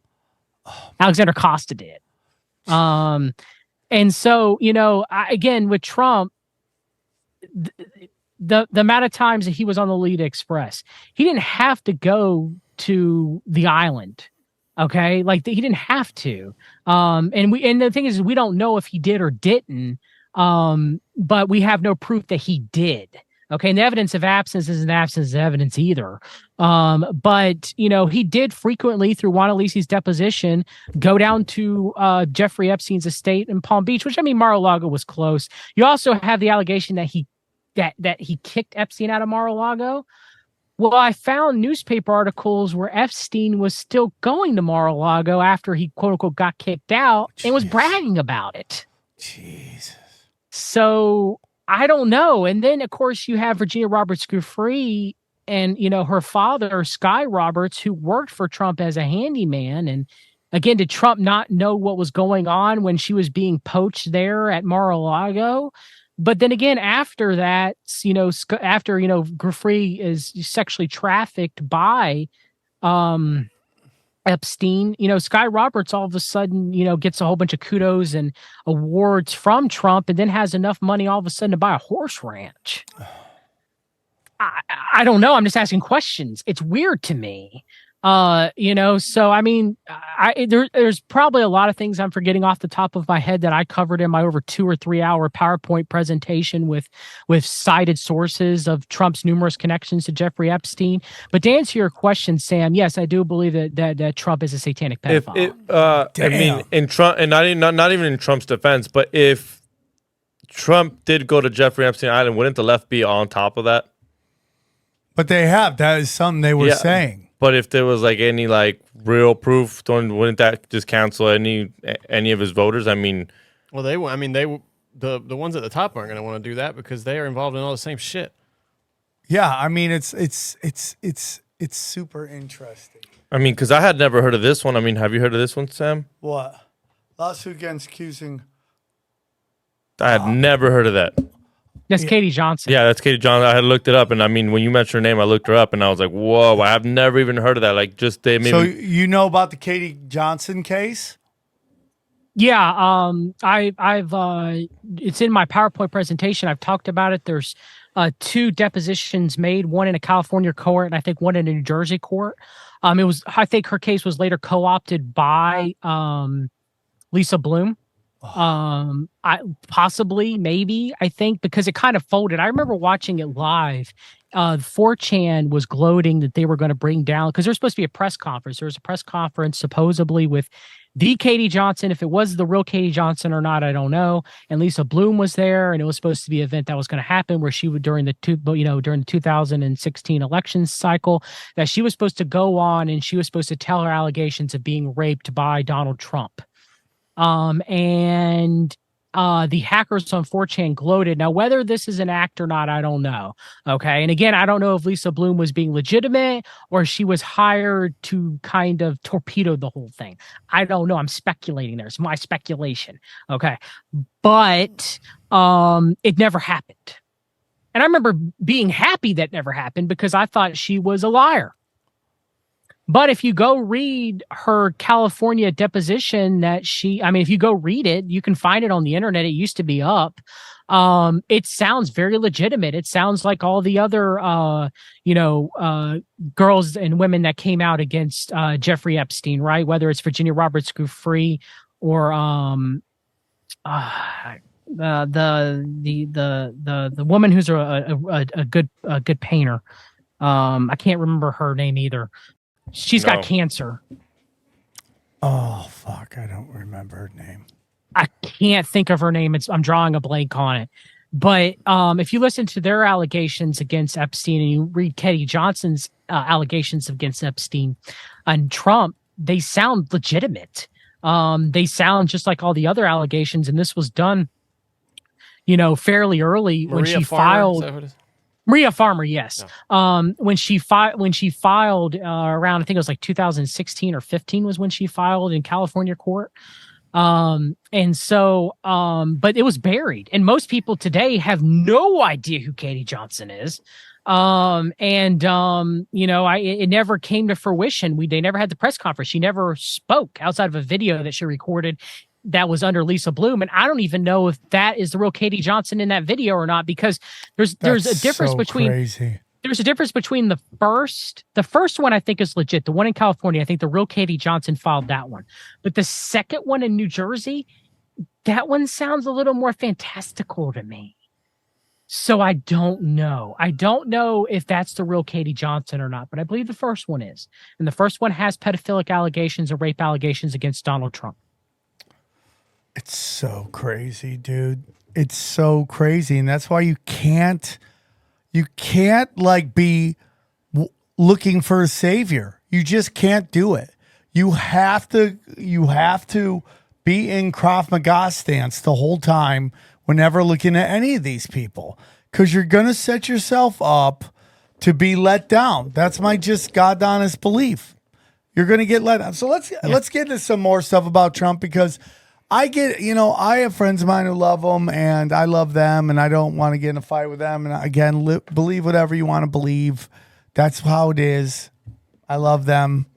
Whether it's on the right or the left, I'd rather have friends in my life and people I love than be right. That's kind of where I am right now in my life. But there are a lot of things that we could talk about. And one thing that we could talk about is Operation Warp Speed and what really happened there. What are your thoughts on what happened with Operation Warp Speed? Yeah, I have friends who still and family members too who still support Trump. And I do try to tell them these things lovingly, but at the same time I back off too as well. I can't always beat someone over the head with the shovel of truth, right? People eventually don't want to hear it anymore. Especially if you do it out of arrogancy instead of out of love. In Operation Warp Speed, one of the main things that I researched that I didn't really hear anybody talk about was this platform that was put forth by Palantir on Operation Warp Speed called Operation Tiberius Kirk, from, of course, T. Kirk from Star Trek. Yeah. Mm-hmm, yep, William Shatner. And so I really started digging into it because I didn't really see anybody really talking about it when I first heard about it. And so I had been following Peter Thiel, investigating him for a very long time. I know early he founded the Stanford Review paper with CMP member Irving Kristol, and then later he was actually a speechwriter for the Secretary of Drug and Education, William J. Bennett, who was a CMP member we get the DARE program from. He was Thiel was actually a speechwriter for him back then. And I've always, been very interested in Peter Thiel because I don't trust him. I mean, he's a Bilderberg group member. He seems to be in charge of a lot of world order type, groups or businesses. He's just been right place, right time too many times to make it not very suspicious. much so. Yes, all the time, every time, right? Every time, just like Musk. I mean, again, we have. Absolutely. Yeah, I mean they're one and the same, right? And now we have X and PayPal both for Musk and Thiel. And so I started doing research when it popped up that he was getting government grants through the CDC for this Operation Tiberius Kirk program platform, which was a part of Palantir Foundry's division. So I was like, okay, so what is this? So I started researching it, right? And I was blown away because what it was a way for clinicians, whether they're doctors or nurses, it was a way for them under the Operation Warp Speed, which is a way for big government and military and big pharma to all come together for the pandemic. And it was a way for them to provide a software suite and AI analytics.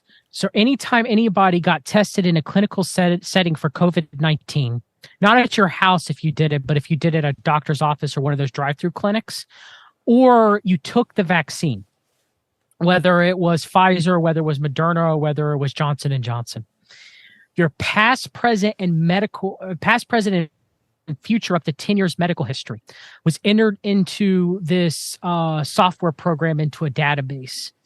And it was supposed to be anonymized, and that you were giving a number and all your personal data, whether it's your name, whether it's your address, whether it's your social security number, your medical history. Those were supposed to be anonymized. Like they weren't supposed to have links to that or anything like that. It was just your history, that you got tested or you got the vaccine, and your history afterwards is a form of tracking and tracing.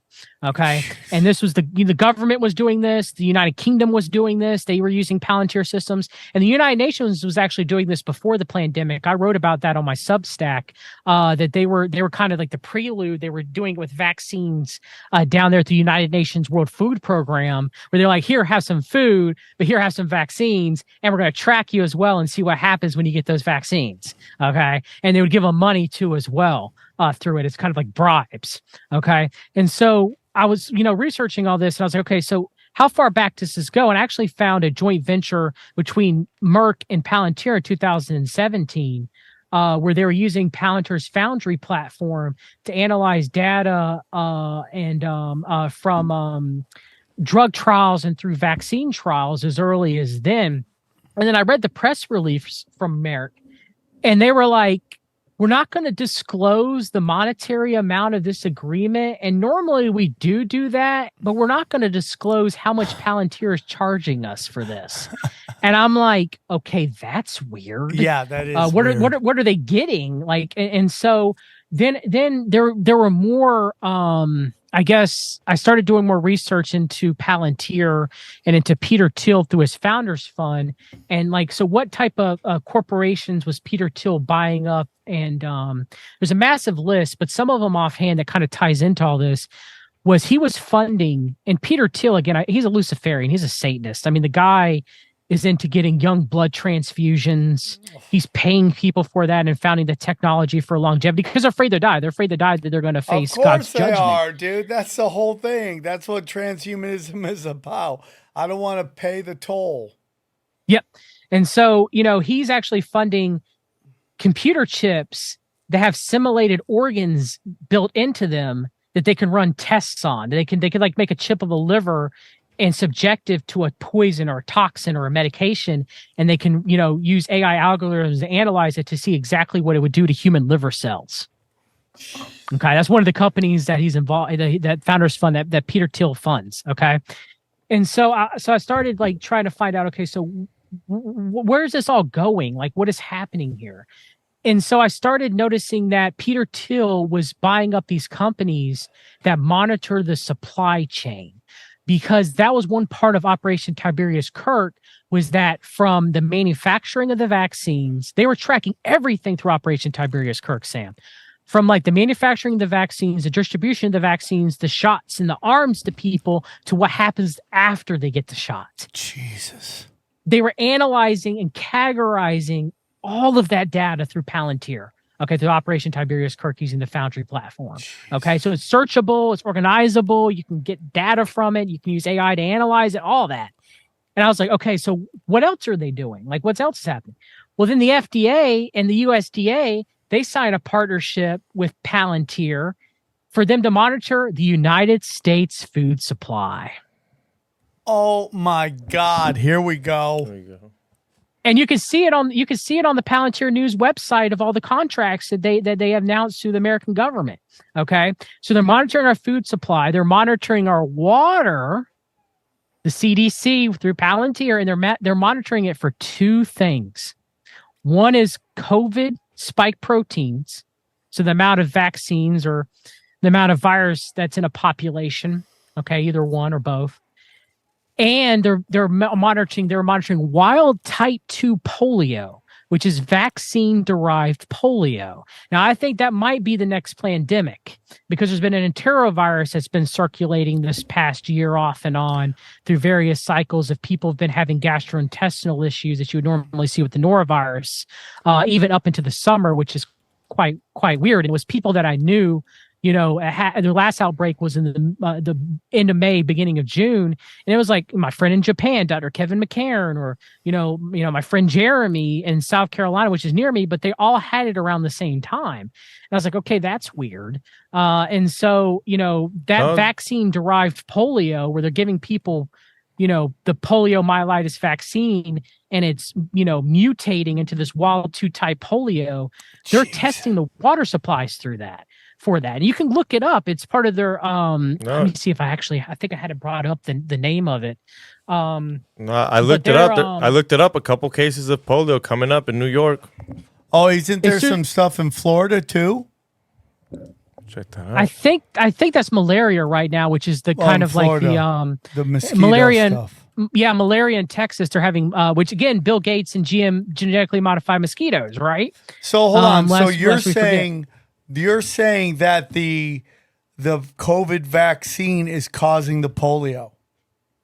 No, I'm saying that they're monitoring for both. They're monitoring spike protein and they're monitoring wild type 2 polio, and the polio vaccines that they're going around giving people.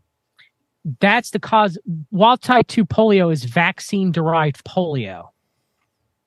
It's not wild polio like you would find in nature, which then again, polio, the statistics of it causing like someone in a wheelchair or paralytical, per the CDC, is less than 1%. Most people get polio, 80 to 85% of cases, it's asymptomatic. It's an enterovirus. You don't even know that you get it.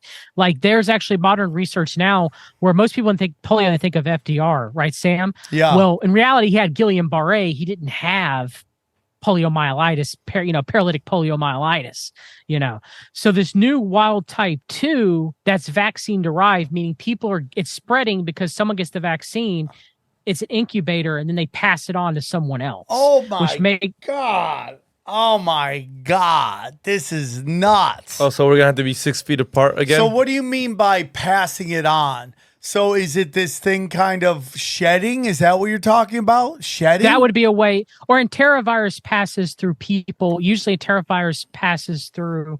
Usually how you get the norovirus or how you would get polio is you like someone would have the infection, whether they're asymptomatic or not.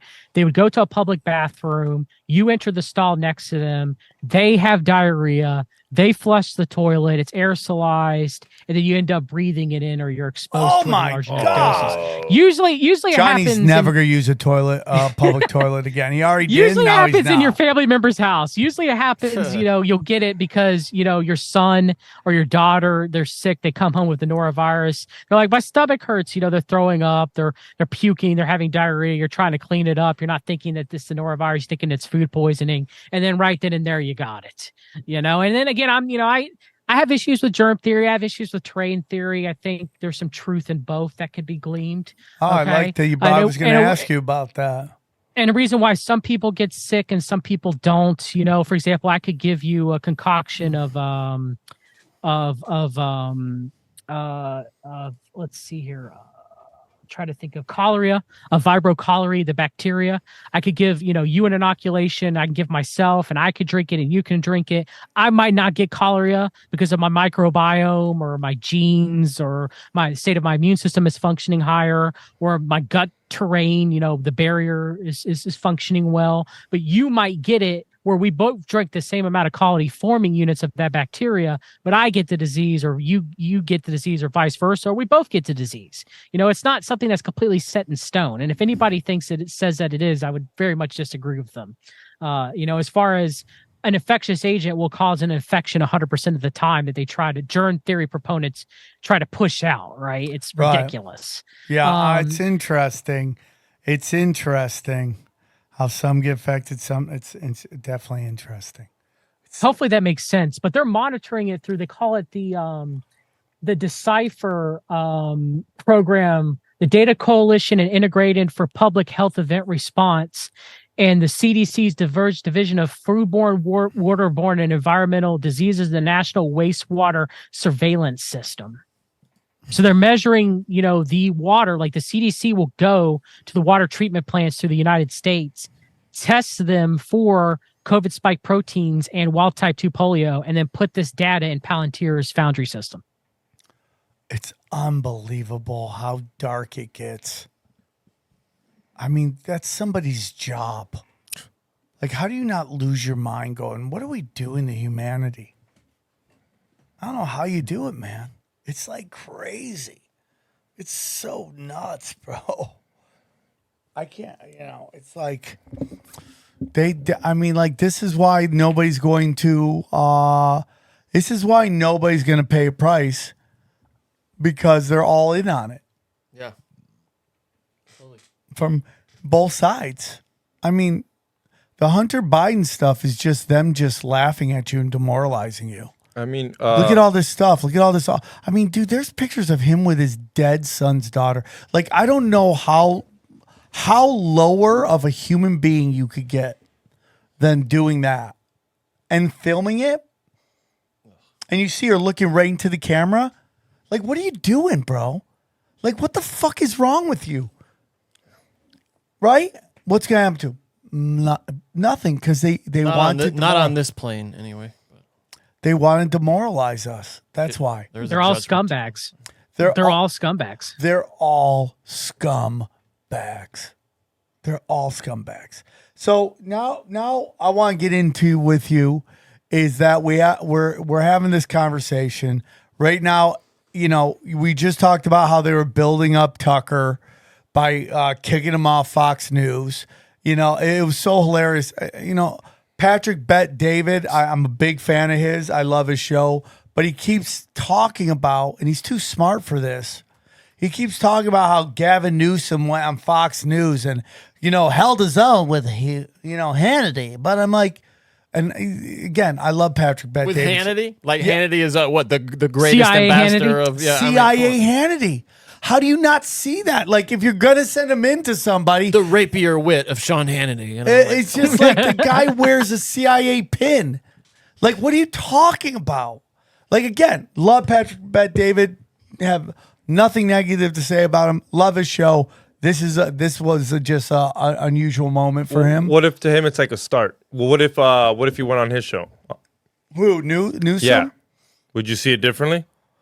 Would you give it more? I mean, there's nothing Newsom could do that makes me think he's anything other than a complete demon. There's nothing. He'd just be a demon that knows how to get publicity from YouTube. Yeah. I mean, and he would just get lit up. Patrick Bet David stays true to his he brand. does. He does. He would light him up. It's impossible. How can you run for president with San Francisco on your watch? How can you do it? The only reason it's not on flyer is because of the rivers of piss and shit. Yeah, I mean, it's just ridiculous. But so my whole point is like, now we see this thing happening in real time with RFK Jr. They're banning him. They're banning him. They're not allowing him to be heard. And it's like the real people that get banned, you don't hear about them. You don't hear people talking about them. No one's talking about John getting kicked off YouTube. Nobody's talking about Sam Tripoli getting banned off of everything and have to pay $3,000 to get back his Instagram, in which they just went around and just completely shadow banned me again. And that daddy has to play nice or else I'm going to lose this Instagram. Right? So, I mean, like, again, why are we falling for this? Why are we falling for what seems to be now. I agree with a lot of things that RFK is saying, but the banning of them seems to me theatrical because the videos are still getting out. They're getting out on double other platforms. So you think he's kind of like Andrew Tate? They're canceling him, but they're not. They're still letting him go on CNN and the BBC and shit like that. That's a vibe I'm getting. That this is meant to present him as this outsider. You saw the new one? He's lifting. Yeah, outside at the gym, and everyone's all eating his it up. Father and his uncle and his cousin all got murdered, for sure. I mean that, so there's that, but it just seems a little scripted. I don't know. What are your thoughts? And don't get me wrong, I do like a lot of the things he's saying. I do, but I have so much buyer's remorse from the years of just being presented a character and then being completely lied to. What if he came on here? He's the only one. He's the only candidate. If any candidate ever came, I think he'd come on here. Do you think? It would be an interesting conversation to have too. So, but I just want to say this. It's just there's a part of me that understands why women go nuts because men say whatever they gotta say to get laid, right? And if you look at how the country reacts to politicians, we just buy everything they say. And then they turn around and just no, I'm not doing anything. We're like, why? Why are you lying? We start crying. And I get it. I get it why you go nuts, ladies. I really do. You're presented something and then a guy just turn around and just walk away after lying to you about all this love they're giving to you. So let's get into RFK. You mentioned him a little bit with Epstein. What are your thoughts? Of course, there's things that RFK says that I would agree with myself. However, he is a Kennedy. Lest we forget Fritz Springmeier's book, 13 Bloodlines of the Illuminati, Kennedy was listed on there. And I know a lot of people, they want a savior, like you mentioned. They want anybody but the true savior, which is our Lord and Savior, Jesus Christ. They want a human savior to save them. They want a king. They want a hero on a white steed to come and rescue them. And I understand at one time I felt that way too. That's why I voted for Trump in 2016. But still, when you're voting for the lesser of the two evils, you're still voting for evil. Yeah, and I know some people might disagree with that about RFK Jr., but then again, when he's a warmonger for Iran, just like Trump is, that makes me a little pause a little bit when he's talking about invading Iran. I myself am completely anti-war. And so there's certain stances that RFK Jr. has said, like he said Louis Farrakhan that he was emphatically pro-vaccine and that he just wanted clean vaccines. He reiterated that again here recently too. That if the vaccines could be made clean and pure, that he would be fine with it. And theoretically, I understand that, but I don't think that would ever be a possibility where the masses were giving by some sort of utopian Food and Drug Administration and pharmaceutical companies vaccines that would be any benefit to them. I completely and utterly agree. The whole notion of a vaccine is hilarious. What was it? What were they talking about? Where polio had gone away, and then the truth of the matter is when the whole argument is all these lives were saved by the polio vaccine, but the reality is polio had already gone away when the vaccine was introduced. It would already gone. It would already pass through, and then we can get into what really happened there, which is another conspiracy. Which is, was it that they put out all these giant electrical systems and all this stuff that was going on with the water and all that stuff? That once they got rid of, I forget the chemical, out of the water and the food, polio went away. But then they blamed it on vaccines because, again, everything is rewritten in history. Yeah. Yeah. And I mean, for RFK to say that, he's like, yeah, I'm against the mRNA, kind of the COVID, the viral vector DNA like you have with Johnson and Johnson. He'll say that he's against those, but he's emphatically pro-vaccine, and his whole family's vaccinated. I'm like, and again, he doubled down on that recently. I'm like, well, okay, that's not something that I would necessarily agree with the stance that he is putting forth there. And then he's kind of the green agenda. He's not supposedly as he was previously beforehand, but then again, yet I can't really get a true answer out of him as far as that is concerned. And look, I'm for protecting the environment within reason. Don't get me wrong. I'm a naturopathic author and health coach from a Christian perspective.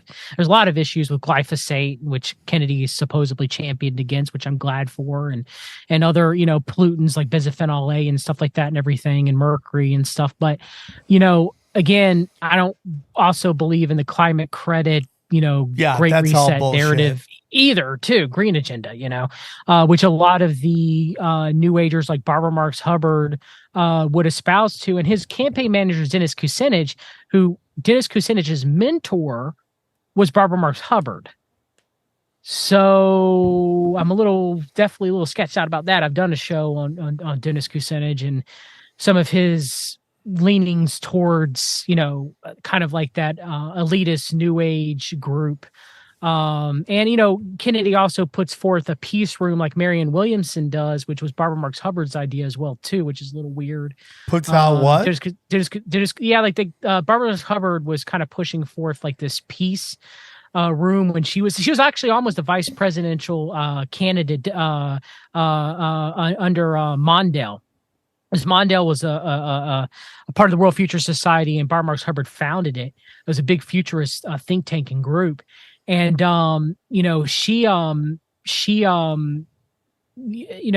to have this peace room that they would turn the Pentagon and the Secretary of Defense into like this peace organization, which, sounds nice, but when you drill into it, it's like, okay, so what does that mean? Yeah. What does that? That's just so ridiculous, dude. And then we just buy into it. It's just like, we're going to call this war room the peace room. It's like the Patriot Act. It's like, there's nothing patriotic about it. It's 1984 double think. It's double speak. It really is, it's like, man. It really is. Like, so am I going to get peace drones, Sam? It's like, I'm not going along with the elites, so they're going to peacefully take me out of the population, So, I mean, it's stuff like that. So it's like that. I mean, just off of his campaign aside. And then he's going against the CIA, but his daughter-in-law is a former CIA agent, Amaryllis Fox, and I'm like, well, she's part of his campaign too. And he's praising her. And I'm like, okay, well, that's weird. And so there's more that I could probably take off the top of my head, but the biggest thing that gets me is he is connected to Epstein and the whole Epstein nexus. The whole Kennedy family is almost as much as the Clintons and Trump is, and no one talks about it. And I heard Dr. Shiva, and I'm not saying Dr. Shiva is someone I agree with 100% all the time. Don't worry, you don't have to clarify that. We've had our issues with Dr. Shiva, so don't worry. And I have my own issues with some of the stuff he says too as well. But his stuff calling out RFK Jr. is actually accurate. He's one of the first people to do so. Yeah, that's Shiva's problem. But Shiva is a great data guy, and he's really smart at what he's saying. He just doesn't know how to play well with others. And he's just one on everybody. And even people who tend to help him, he ends up turning on them because he just can't play well with others. When you're a hammer, everything looks like a nail. Yeah, and it's just like we've let him on the show a bunch of times. He just goes around shit talking. And now he thinks he's going to get us by trying to deem our fans like bad people. And it's just like, we get it, dude. We get it. You just can't play well with others. You can't play well with others. You had an opportunity. You say, hey, Sam, I want to come on the show. We always let you on the show. And then you just go around shit talking me in the show. We don't need you, dude. I got people wanting to come on the show on my ass. I've constantly tried to give you do this. And I don't care. Good luck, brother. It's just like you're too old to act like this. You've been around the sun, or the sun's been laps around the flat earth, whatever you believe in, too many times for you to act like that. You want to act like that? That's just like, good luck. Enjoy the corner. Scream at the freaking I've seen him burn bridges for the sake of burning bridges, Sam. I've seen him do it. He does it with this show, too. He just did it with this show, too. Enjoy it. Go have a good time. Oh, the swarm. Go. Nobody cares. Nobody cares. Just keep yelling in the corner. clout chasing. Have a good time. There we go. So I know you didn't want, but go on with your doctor. No, I'm saying I've seen it myself. I can attest to it myself. I've seen him do it. And I think a lot of his arrogancy in his part. But he does get good data sometimes. So he was one of the first people to actually call out RFK Jr., some of the knowing connections that we have between him and Epstein.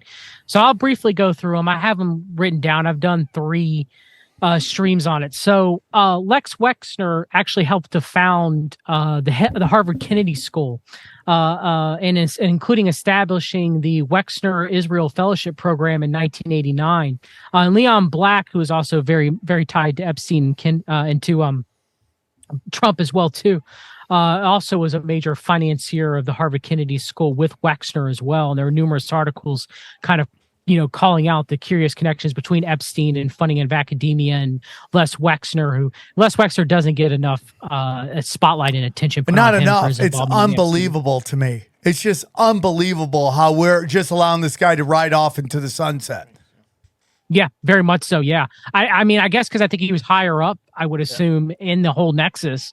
And that's probably why he was able to skate by with less scrutiny. He needed a lot more higher scrutiny, an investigation that was done for Wexner. But, it started with supposedly June 10th, 1990, Andrew Cuomo and Kerry Kennedy's wedding. Ghislaine Maxwell was RFK Jr.'s guest for that wedding, allegedly. And both Kerry Kennedy and Cuomo's names were both in Jeffrey Epstein's Black Book as well, too. And then we have RFK Jr., which was reported in the Sunday London Mail in November 15th, 1992, The Mystery of Ghislaine's Secret Love, is written that RFK Jr. Was Ghislaine Maxwell's ticket to many different like high society type events, including Andrew Cuomo and Kerry Kennedy's wedding many years ago, which we do know the allegations between JFK Jr. having a sexual relationship with Ghislaine Maxwell. 2, I don't know if RFK Jr. did or not, but we know through RFK Jr.'s private diary that he was a serial adulterer, and I mean a serial adulterer, on his wife, Mary Richardson, who committed suicide under some very strange circumstances. And there's been various news articles and Oppenheimer's book, which kind of casted doubt that Kennedy, at the bare minimum, allegedly may have driven Mary Richardson to suicide. And there's some very interesting discrepancies of, did her best friend found her, or was she hung in the garage of her house? I don't have those notes specifically in front of me. I plan to do that on a separate stream. But at the bare minimum, there's some very odd, and then, Kennedy, frequently after the death of his ex-wife, pivoting to his relationship with Cheryl Hines from Curb Your Enthusiasm, right? So, I mean, I'm not the first to make those allegations. There's numerous news reports that can be pulled up of people making the same allegations, and quotes from Mary Richardson's family members saying that RFK Jr. drove Mary Richardson to suicide. Now, Mary Richardson did know Ghislaine Maxwell, did know Epstein. RFK Jr. said and quoted in Whitney Webb's book, which Whitney, she left out a lot of the information about to say, I don't exactly know why, about RFK Jr.'s connections to Epstein, that Mary Richardson was who introduced them, the Kennedy family, to Ghislaine Maxwell. Now, I don't know if that's true or not. RFK Jr. is the only one who stated that. And, well, his wife is deceased, and I can't ask her, and the media cannot ask her opinion on such statement. And so there are numerous numbers for Kennedy and for Mary Richardson and Jeffrey Epstein's little black book. More than a lot of people. Teddy Kennedy's numbers in there. Very interestingly enough, Lynn D. Rothschild, and when was it? It was in 1995 in a letter sent to Bill Clinton. Dear Mr. President, it was a pleasure to see you recently at Senator Ted Kennedy's house, and use my 15 seconds to discuss Jeffrey Epstein and currency destabilization. It's a very interesting letter between letter. Lynn Forrester, D. Rothschild, and Bill Clinton. But they were at a party at Ted Kennedy's house. And we know through Juan Alisi, Epstein's housekeeper, when in a deposition, when he was asked, and the deposition was in 2009 on September 8th, he was asked, well, what celebrities did you see come by the Palm Beach estate often? So he mentioned Trump. He mentioned Prince Andrew, and he also mentioned Robert Kennedy Jr. Now, the Kennedys had a Palm Beach estate. It was sold in 1995 to $70 million that Joseph P. Kennedy had bought in 1933. And, RFK was probably seen after too as well. So when he was in the vicinity, like Trump owning Mar-a-Lago, right, he probably popped in more to Jeffrey Epstein's estate in Palm Beach. But even when they sold the estate, he still visited. It's also at least two that we know, possibly 3 times he's flown on the Lolita Express. One was with his family. And in that event, he claims he went fossil hunting. Now, again, they didn't take a trip to Aruba. They didn't take a trip out of the country. They went fossil hunting. Now, this was in Christine Oxenberg's book, Trash Encounters with Ghislaine Maxwell, that happened around 1993. And her quote from it was, looking back now, it's easy to see how Jeffrey probably hoped to ensnare Tony's famous father. It was Glaine's job to make it happen to entice Robert Kennedy Jr. into his trap.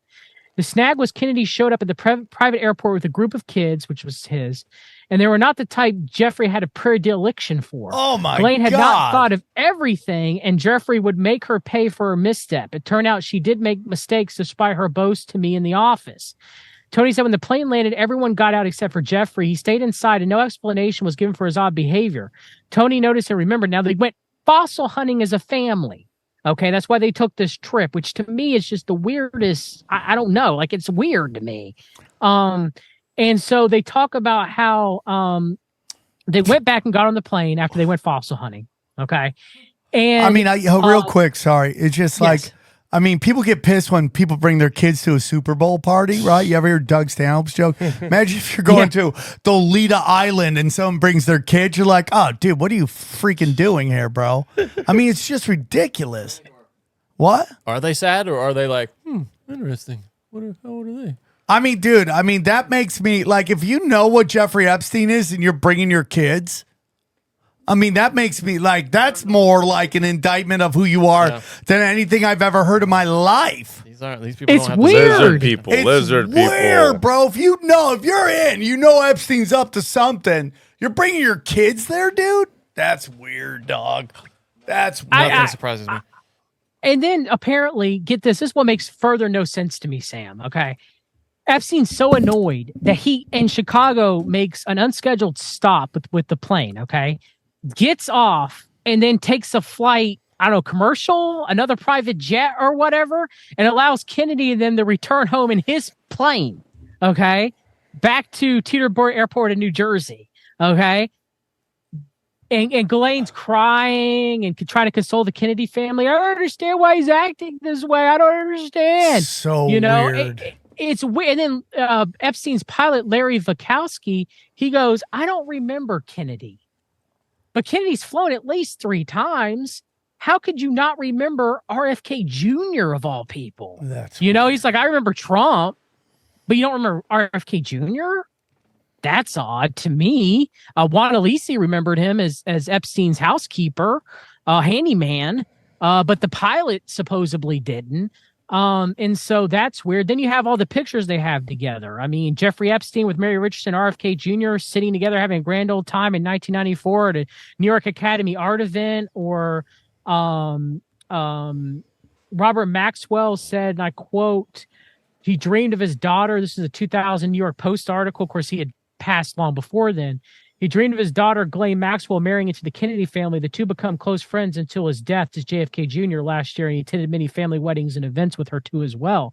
So the Kennedys were steeped with Maxwell and Epstein, all of them. And then we get Ghislaine Maxwell was at an event for RFK Jr. Founded Riverkeeper Alliance, okay? And RFK Jr. was with him, and they're all photographed together. This was in 2007. And then in 2012, at Mary Richardson's funeral, and May 19th, when she passed away May 16th, Ghislaine Maxwell's in the back because she was friends with Mary Richardson and RFK Jr. She's photographed in the back of Mary Richardson's funeral. And then you have a party that was thrown from one of Neil deGrasse Tyson, World Future Society member Neil deGrasse Tyson, party for a Star Talk live show. The after party was thrown at Ghislaine Maxwell's apartment. So who's there in the pictures? RFK Jr., Neil deGrasse Tyson, Ghislaine Maxwell. That's weird. And then, they have Waterkeeper Alliance, which was headed by Mark Yagi after RFK Jr. stepped down, Sam. He's in Jeffrey Epstein's Black Book as well. And there's multiple petitions that the Terramar organization, which was Ghislaine Maxwell's, was signed with the Riverkeeper Alliance together. And one of them was a Bill de Blasio petition for the waterways in New York. Okay. And then on top of all that, since you're talking about valuetainment, did you ever watch, Sam, the RFK Jr. versus Alan Dershowitz debate? No. Did you ever watch that on valuetainment by chance? No, I'd love to. Okay. Dershowitz dropped something very interesting in that debate. He went, I know you very well, RFK Jr. In fact, I knew your father, RFK, very well as well. And when he was United States Attorney General under a JFK administration, I went to him for a job and he gave me one. So these are two friends having this debate about vaccinations. Okay. And that's Alan Morton Dershowitz, who is Jeffrey Epstein's lawyer. And then you have the allegations against Alan Morton Dershowitz that Virginia Roberts Giuffre made. Yeah, okay. Interesting. And so that's odd. And then, later, of course, the Reawaken America tour, I guess one final thing, you have Michael Flynn, who's a CNP member, Roger Stone, RFK Jr. speaking in that event and being with them. And I guess one final thing, there was a doctor named J. Bart Clausen, and he wrote a research paper, COVID-19 and Illegal U.S. Bioweapons Activity and Insiders Revelations. And in that published paper, he talks about RFK Jr.'s connections to Jeffrey Epstein. And he says that in an interview that he talked with RFK Jr. Now, again, this could be incorrect. I don't know. I have to take it at this man's word. He says that RFK Jr. gloated that he was personal friends with George Soros. I mean, dude, it's just this presentation. They just I'd still like to have RFK Jr. on. I'd still like to interview him. And I would ask him, dude, do you have connections to George Soros? What are your connections to Jeffrey Epstein? I mean, probably will never happen. I mean, people won't come on the show because it says tinfoil hat. They don't understand the reason behind that. But do you see this? You know who that is, right? That Larry Nazar? Yeah, the Michigan State. Imagine how crazy to write someone a letter right before you're going to kill yourself to who another writes pedophile. letters? Yeah. Do you ever regret that, Sam? That you named it tinfoil? No. Never. Not a moment. It's a great name. Did you see today that there's a news item about Epstein out about how he placed a phone call? He was allowed to place a phone call. Yeah, he said he was calling his mom, even though his mom wasn't around. Dead for 15 years. Well, you understand, dude. You have people, guards have talked. Dude, he was getting treated like a royalty at this prison. His lawyer was hanging out with him. They had a chick hanging out with him in his cell. He was raiding the vending machines. Dude, he thought you listen to Ghislaine Maxwell. She's he thought he was getting out. He didn't, and then they came out. Listen, again, it goes back to what we said earlier. Anything the media tells you, assume the opposite is true. Yeah, dude, he killed himself. Get out of here, dude. No. Get out of here. You think we're stupid. They do. They really do think we're dumb. And they're not really going for us who are, who know what's going on. They're just trying to just keep the stupid asleep. Yeah, he died. You remember, dude? There was 2 times. And I know we just kind of just point out a lot of stuff about RFK Jr., but I do believe that discussion that RFK Jr. had on Rogan is going to start having people question vaccines. I do believe that. That's the first time I felt hey, man, listen to what he said. I've been telling you this forever. I'm sorry I'm functionally illiterate and I don't know the big words, but I've been telling you this forever. And now you got people going, hey, man, maybe he's onto something. I mean, he offered Peter Hotex $100,000 to any charity Dude, of his choice. I put 10G on it. I don't know what it's at. Like a lot of Tim Pool, Patrick Bet-David, they add more money, and this guy's not willing. No, it's almost $3 million. Yeah, he's never gonna do it, and he doesn't ever. have to win. He doesn't even have to win. He's a coward and a shill. Yeah, he doesn't even have to win. All he has to do is show up. No one said you have to win the debate. Just show up and debate. For 100. He's never gonna do it. He won't do it ever. Because and dude, you want to talk about the Streisand effect? Look at what's going on with this guy. I mean, dude, every connection he had to anything is being exposed right now. But a lot of it's like he had connections to the Chinese, this lab, and then you're still trying to set up to this thing that it got away from the lab. It just got away, It's like, and then now they're like, oh, we found Agent Zero. It was like one of the people who worked there, and it's like, okay, bro. Okay, we got you. I always like to post that video in the Indiana Jones and the Lost Ark where the spirit comes out and kills the Nazis. I'm like, security footage of the coronavirus getting away from the Wuhan lab, I'm going to go down the timeline and find that chick that was spitting all over the elevator and be like, you guys remember this? Yeah, but that's still not, like it's all, everybody can have their opinions. I'm a terrain theorist. I think they probably have come up with artificial microbiomes and all that 100%. I think like what they're spraying on us is all part of this plan, this very Malachian or devil plan, whatever you want to call it. So I want to wrap up real quick because I don't want to keep you all day. Controlled Great Reset, controlled Great Awakening. Do they control all of it? Yes. Okay, so this is pretty controversial, but there are a few... You're starting it controversial, dog? We passed well, yeah, sure. I guess everything I've ago. said's been controversial for a lot of people. We caught that actually a long time ago. I guess that is true. You're in a fucking Jeffrey Dahmer murder room, and you're like, I'm going to get a little controversial here. We're like 2 hours in, okay? We're past the exit. The exit's gone. It's a logical kill shed. Okay. Anyway,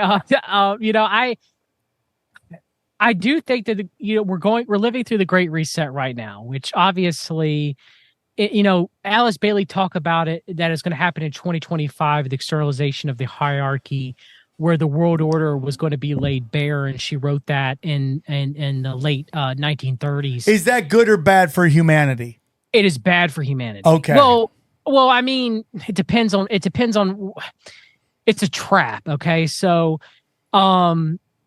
the Great Reset, when the world is laid bare from a biblical standpoint, ultimately God is doing this, but it's going to trap people into accepting the Antichrist if we are living in the end times. And I'm not necessarily saying it is. For me, I think it's probably likely 10 to 20 years from now, but who knows? I have no idea.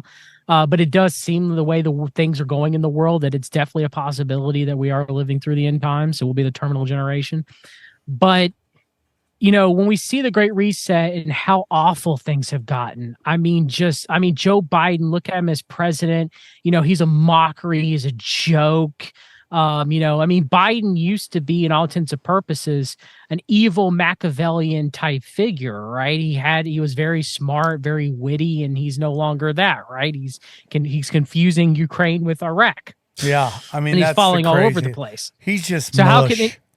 How can anybody say that he's been a great president? He's been horrible. It's laid bare to the world how kind of like this, left side of the world order or the Great Reset side, okay? Right. And look at Klaus Schwab. He looks like a freaking Bond villain. I'm not saying that he's not evil. I'm not saying these people aren't saying evil things.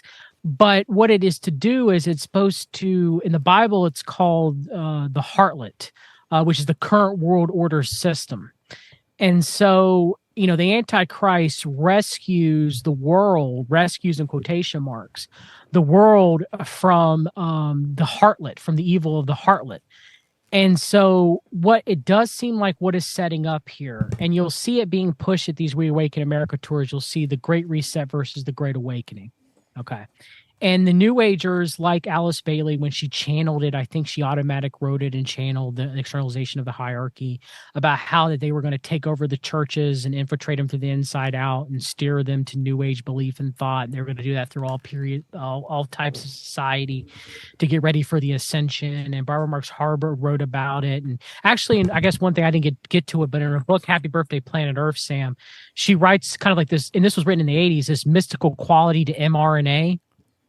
And how biotechnology and mRNA and longevity and kind of like all the things that we see in futurism, how they're elitist, godlike properties or qualities. Okay, because she wants to be God, like pantheism type aspects. So the universe is God, and she wants to be God too as well, co-creator. And so it's shifting, where we were told in the conspiracy movement. And my father was a conspiracy theorist, though he was a born again Christian. I myself became aware of the world order through listening to Alex Jones on Coast to Coast AM in 2008 about 9/11. Right. And so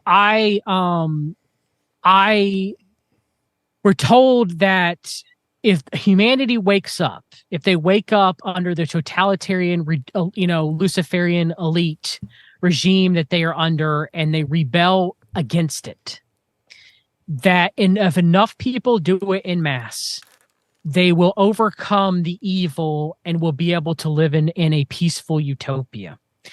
Now, that sounds great. I understand that. I used to believe that. But the Bible doesn't teach that. The Bible teaches that in the end of days, the world will get very bad. It will get very worse. The love of many will wax cold. And that there will be a great apostasy, a great falling away of people claiming to be Christians who are not believers.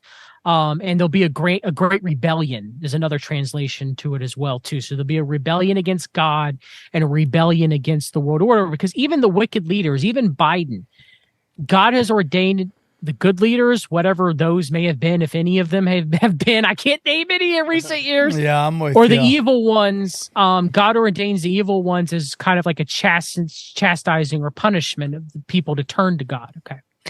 And so, he's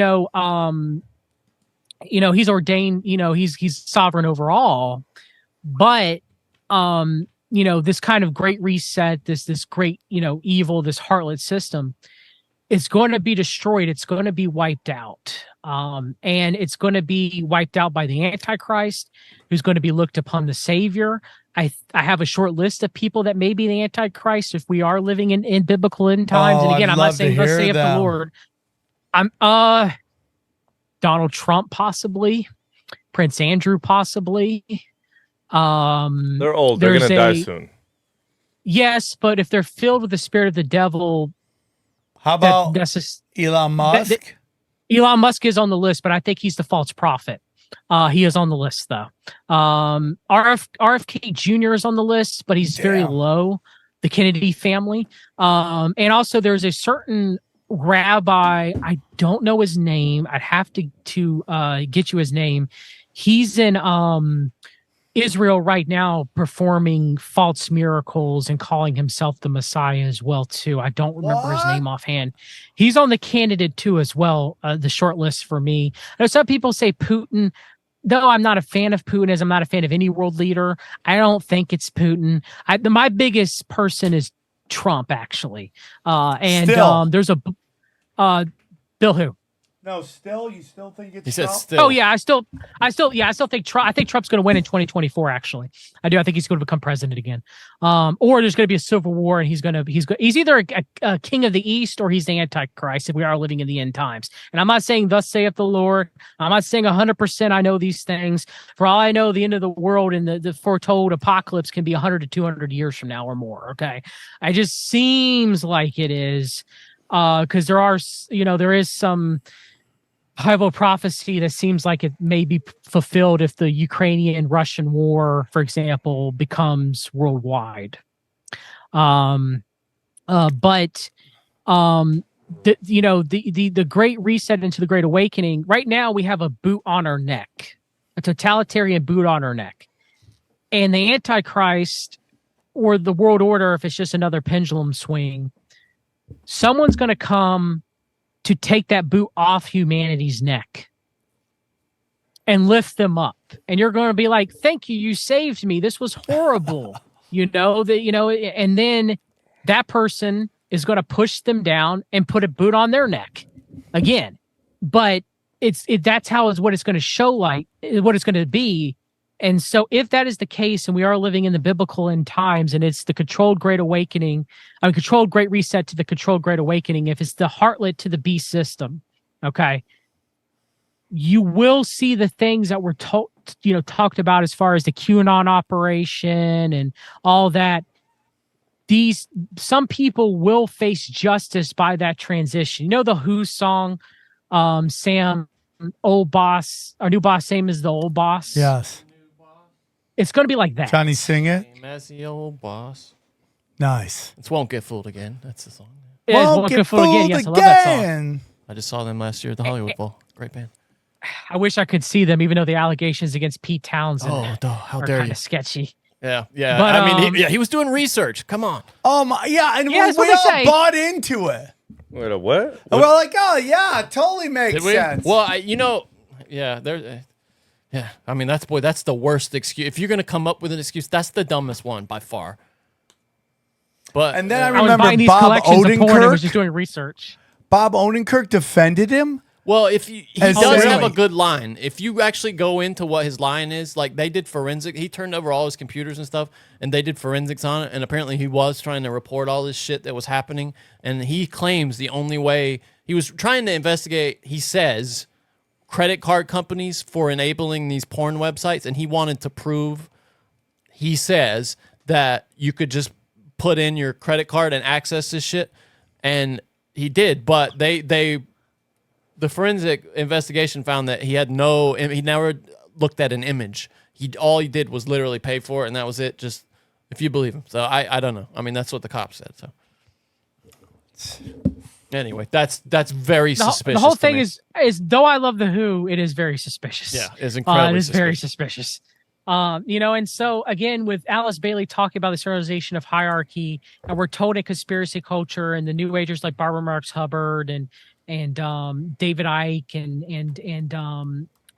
most of standard conspiracy culture tells you this is a good thing, right? This is a good thing when the totalitarian world order is laid bare and the ascended masters are going to come save us, whether they're aliens, the Pleiadians from the Pleiadian star system, or, benevolent humans that are going to do what's right and give us all the advanced technology from Atlantis or Tartaria or whatever. And there'll be miraculous healings and med beds, and you'll never have to worry about currency because you'll be rich through the great wealth transfer when you have NAR preachers falsely talking about this with New Agers, and they're both coming together to talk about this great wealth transfer. It's all there, and so if this happens, and I'm not saying for sure that it is, if we are, but if it happens in the Great Awakening, the control great reset to Great Awakening theory is correct and it is biblical, we're going to see the world order, the current world order, be laid bare, and you're going to see people arrested. You're going to see people go to jail that you never thought would go to jail, and you're going to see the Antichrist. 2025. That's when Alice Bailey said it was going to happen. I don't know. It could be years down the line. It could start in 2025 if Trump gets power again. I could definitely see it start to happening. But that's when she said the externalization of the hierarchy, when she channeled, said it would go on until the year 2025. Now, I'm not saying that she's 100% right. I'm not saying thus saith the Lord and I'm some prophet and this is some sort of revelation. I'm just saying based off of the evidence that I've seen, and there's other people talking about this as well too, that this could be a possibility. If that happens, I mean, there's a possibility for all we know Hillary Clinton gets elected and there's a civil war and it's delayed years. I don't know. Okay. But I do think that this is eventually coming one way or another. And I do believe that is biblically foretold in the revelation of Jesus Christ, as well as the New Testament and the Old Testament too, as well. It will happen where there's going to be this grand rebellion against God and against the world order. And, the Antichrist is going to come following and be like, when the earth, it says it in one of Paul's letters, I have to find it. But when the people are chanting peace and safety is when, the Antichrist in the end comes against them. And so when things get so bad that people are chanting for this, and we can almost see it now, and even Trump's alluded to just weird, like the seal's unbroken when he's talked about his indictment, and he'll dry every tear, which God dries every tear in Revelation. Like there's a book that you could read, Sam, and your audience could read. That was written in like 2016 or 17 about a guy who he's for sure Trump's the Antichrist. He's a Christian. I'm not saying I'm for sure. I'm saying that I think it's very possible that he is, but it's called Rise of the Little Horn.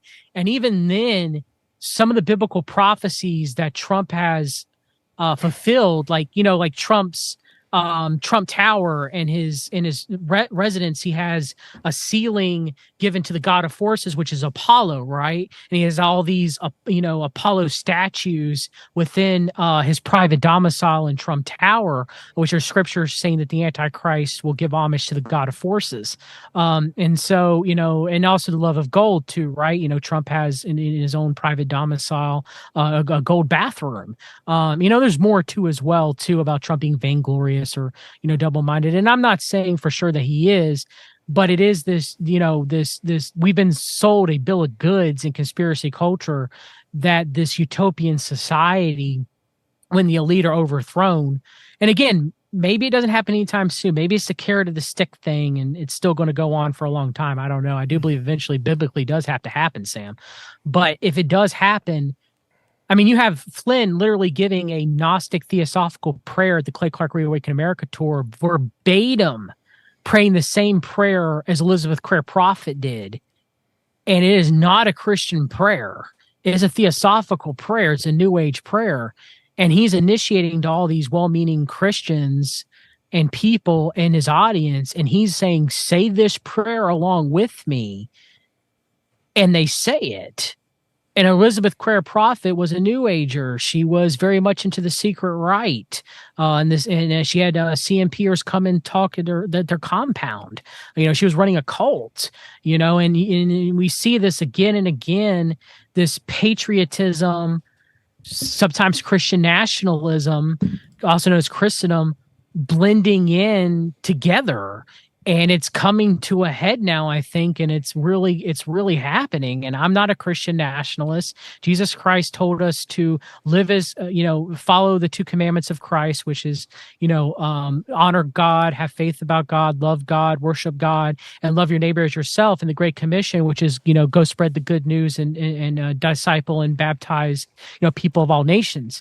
God didn't tell us to take over, the seven mountains of a country and by force and force people to believe in some sort of Christendom type country like the Catholic Church did for many, many years. That's a stench in God's nostrils to kind of do so, and they're pushing for it now. And it's just an interesting thing to behold. So hopefully I'm not rambling. Hopefully I'm making sense. Dude, I'm listening to all this. It's like, it's very interesting. And again, it's like I've said, like no human being is coming to save you. You have to save yourself, and you have to look within, and you have to connect with God. And the detaching of us from God is everything. And it's just very interesting. This has been a very, very, very deep, interesting conversation. And I've been wanting to have it for a long time. And I'm very thankful that you did come on and you did have this talk with us, John. And I look forward to seeing how they react to it. Because I think it's it's like this whole thing. We live in this society right now where like people want their facts. People want the facts that fit their narrative. And it's like, for me, it's like, I want to know all the facts because there's only facts. There's not like your facts or I know my, whenever you hear someone go, I know my truth, that means you're lying. Your truth is not the truth. It's a version of the truth and you're fucking lying. So that's my humble opinion. So I'm very excited. I'm very excited to hear how people think. Let us know what you think of this show, because I think it's great. To find out about the National Party is insanity to me, that we've never heard about it. So I hope you enjoy it. One more time, John, please tell our listeners where they can find you. Yes, of course, Sam. You can find me. We read the documents on Substack. We've read the documents on Odyssey. We've_read on Twitter. By Their Fruits podcast, a Christian podcast I do on the Kingdom Productions Network with my friend, Jeremy Stone. Also on Free World FM, I'm going to have my own show with Billy Ray Valentine and ours network.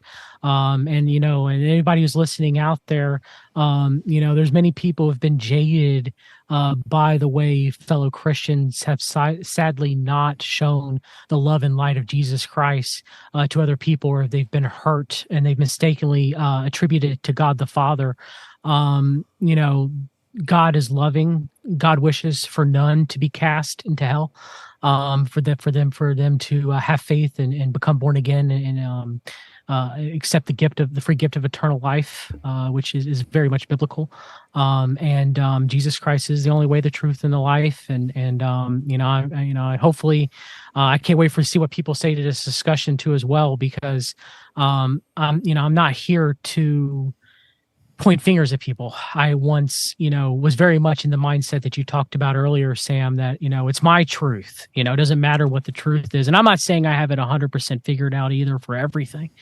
But Jesus Christ is the way, the truth, and the life. And thank you for having me on Tinfoil Hat. It's been a pleasure, brother, to have this discussion with you and with everybody listening. God bless everybody. Anytime, all the time. We appreciate you coming on. We appreciate you joining us, and we look forward to it again. Guys, go to samtripoli.com for all of my dates. Join me on the road. It's a great time. Also, you're going to hear some highlights of some of my other shows that I do. I hope you guys enjoy that. And again, thank you so much for just being a part of this show. We're very thankful for you. We're a top 100 comedy podcast on Apple Podcasts, and that's a huge thing, and it's all because of you guys. So you're spreading the word. You're letting us know we're shadow banned everywhere, but we bang, we stay in the pocket. We never give up, and it's all because of you guys, and we thank you. Hope you enjoyed this episode. Hope you guys, we got some more stuff. We got mystery boxes coming. We're working on all that. And we also have a couple, we have some affiliates we think would really help your life. So check them out. And dude, thank you guys so much and enjoy the highlights. Here's a clip from the latest Broken Sim. This fucking dipshit coming at you right here. We're fun. We're stupid. That's the perfect music, It dude. really is. We finally found it. Damn, he must be kind of shadow banned. I'm having trouble. Oh, what? So I don't even know what I'm looking at. I don't even know what I'm looking at either. So there's the bottom. Okay. I see right here. Okay. So look at this. Okay. So all these, I don't even know what this means, but this is my favorite. Where is it?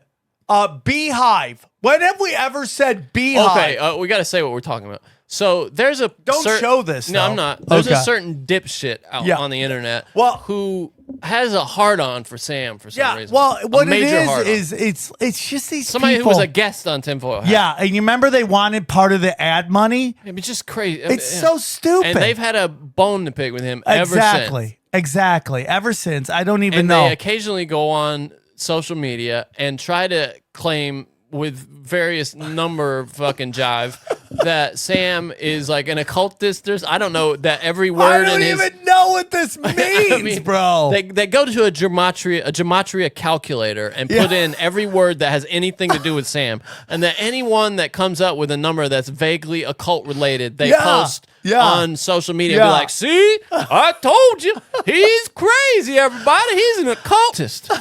Look at this guy, Beehive. What is? I guess Beehive. because of Swarm, right? What- Beehive. Yeah, but we never say that. It's never been He associated does with. take the word. He's got your last name here, which But is what is Tripoli. what's the top stuff mean? I don't even know. Osiris. Yeah. I know. I see. Okay. Osiris is 328, and Tripoli is 328. Oh, is what he's saying. okay. All right. Jupiter is 99, and Swarm I think is 99. Oh, okay. Is that Also, what it is? Jupiter is associated with 10. Oh my God! The So deep 10 dive. foil hat. Yeah, Jupiter okay, this foil is my hat. favorite thing. That's So- what you're saying. Jupiter foil hat, Sam. Obviously. Jupiter full hat. Now go back. Now, find my name. Find out where he does my name. This is my favorite part. Where's the name? There it is. Sam. Guys, you guys know that's not my legal name, right? My legal name is Samuel. Idiots. So stupid. My legal name is Samuel. You guys are so dumb. This is the dumbest thing I've ever heard in my life. First of all, I've spent a good 5 solid years around Sam, and I love you, Sam. Sam is not smart enough to handle all these numbers and figure all this shit out. He could not do this. Hey, I'm in the room, man. Am I wrong? No, you're right. I'm just guys, listen to me. This is how I operate. He's got to come out as some kind of Shriner's There's hat no here. detail. It's just drive-by shooting, hope and pray. There's nothing. Well, the thing I don't understand is if you were working like for something, I don't even know what the fuck. What the hell are you accomplishing for them? You know, you do a comedy show that is like occasionally dips into something that they might not like, we get a little swat on the nose for it whenever. Right. What would you be doing though? What Like know. what do I get that makes me look like I'm? It's the most ridiculous. he drives thing. a white Mitsubishi. I drive a Mitsubishi. I played a gay bar in Jacksonville. Your soul's worth more than a white Mitsubishi. I have to say, dude, it's just like I'm like in financial fear, like everybody else, right? I mean, like literally, my buddy called me up. It's like, "What's going on?" I'm like, "Oh, I'm in financial fear right now." I remember when you lost all that money at Celsius, you were like, "What did you? My wealth is gone." That's what you said. And, dude, if they knew what the number was, that's not a number for somebody who's a sellout. No. You get more. Your soul is worth more than what, Sam? Well, I mean, like, dude, like, has what do made. I like? Really, guys, what do I have that makes you think that what am I controlling? They're playing at levels. The people who actually sell their souls are playing at levels that are so far beyond what we're talking about. I mean, here. like, dude, it's just like, it's unbelievable to me. I think honestly, I don't think this guy believes any of this shit. I think he just had, because I had a long Twitter war with him one time. You remember? Yeah. I mean, just back and forth, Right. back, and eventually at the end, he was just like, "Okay, maybe, I just maybe don't you're even right." understand. I think he so. just What has happened a was they were hard-on for supposed you. to come on the show. We got them a date. They complained it was too far away, right? And then Like what kind? And they're the only guests, maybe with one or two exceptions, we've ever had that thought that being a guest on the show was somehow a gift to us. Yeah, you know what I mean? Like right. they're dictating terms to us about when they come on the show. I mean, we're blessed to have some big names on. We're like, oh, that's cool that they yeah, came but on. they haven't acted. None of them have acted. None like of we them were, are yeah. just like, you know. So he comes on. They do that. They do this, and occasionally people will ask if they could put out the show. And usually I don't mind if it's up front, but the rule is you got to put it out with the ads. Yeah. Because there's a lot of people who work on the show. It's not just 3 guys. Yeah. There's a bunch of people that work on the show, from making the Were you including XG in that? yeah, well, some people just show up. Okay? Love you, XG. That we do. But back to this guy. So they come on. Idiot. They get really mad, and they're like, I'm like, well, man, if you want to put it out with the ads in it. He's like, well, we don't do ads. And I'm like, you can't do it then. And then that's when they just declared war. And I really don't have any problems outside of them talking shit about me constantly. Like, well, and then he also just keeps posting this photo of, and I'm just going to show the photo, not without, you know, I don't know if he's got copyright on these images, but I'm just going to show this photo that he keeps posting of, I guess it's like a Shriner's hat or something that says Tripoli. I don't even know what that means. like that means something. What does I it don't mean? I don't know, dude. It wouldn't It's if so we were dumb. somehow involved in this shit, wouldn't we know what it meant? Yeah, dude. I've like got no clue. Dude. What circle of power do I run in? Yeah, really. What circle of power do I run in? Like I am my own dude. I guess a part of it is they think because you know Joe Rogan that like, oh, he must be something. I've been on the Joe Rogan experience one time in 8 years. And I'm thankful. It's just like, what am I This has doing? been annoying though. These guys are No, annoying. it's just hilarious And because he it doesn't. comments on your posts on Instagram, just like, "Hey, what about this, Sam?" Yeah, it's just like, what are you doing? And it's so obvious. It's wish- clout chasing. Yeah, maybe. Yeah, probably. We're That's giving him all what it he is. wants. That's right here, what we're talking all of these guys that start shit are about. It's all about clout chasing. It's like rap beefs. You start rap beefs. about- yeah, that's you Like see we that in talked about the podcasts now. last guy who's like using the word swarm to describe like the swamp. It's a rap beef. Yeah, I know exactly who you're talking about. Let me see if I can find. And it's just like, I just like to talk about fun with stupid. So occasionally we have to find something, but this guy's the dumbest of them all. I'm just happy they actually show their faces now. Like when he came on my show, that one guy didn't show his face, and the other one who's talking all the shit. Well, and we should say too, their background is that they were in this shit. Yeah, it's so funny. Like they're like yeah. Like what? How do you know about it? Oh, well, because we did it. Yeah, I mean, exactly. Like, Exactly. what the fuck are we talking about? And then you quit. You like got ran out. Oh, sorry. We just got a message through the voicemail. Oh shit. Sam, I invented email. Please keep my name out of your mouth. Oh, it's Dr. Shiva. He was just calling in to tell you to keep your name out of your mouth and mention that he invented email again. Of course. Yeah. Can you ask him real quick to stop talking about the swarm because nobody cares? And why do you keep trying to make everybody think the swarm is the swamp? Why are you doing that? Because again, nobody cares. It literally, we all know what you're doing, and nobody cares. It means nothing. Well, has he hit you back yet? I'm just waiting. I was just typing everything. you Oh, said, okay. so I know technology moves quickly. Yeah. But has he hit you back with anything? Let's see. He must not have much to do because he hit me back almost immediately. Man, what'd he Here we go. say? Let's see. Drain the swarm. Okay, Sam, drain the swarm. People do care. People care about who invented email. Also, I won that election. Fuck you. He said drain the swarm. That doesn't even make sense. Yeah, it doesn't even make sense. What does that mean? Drain the swarm? What does that mean? I don't That doesn't even make understand. sense. He's so weird, that He is Dr. so- Shiva. Yeah, I mean, we loved him on the show. I know he was great on the Constantly. show. He was great on the show. And It's now just- he's just yeah. kind of gone over the edge. Yeah, it's just like you can't fix crazy. And here's a quick sneak peek of Conspiracy Social Club. Enjoy. I might live as a Bedouin.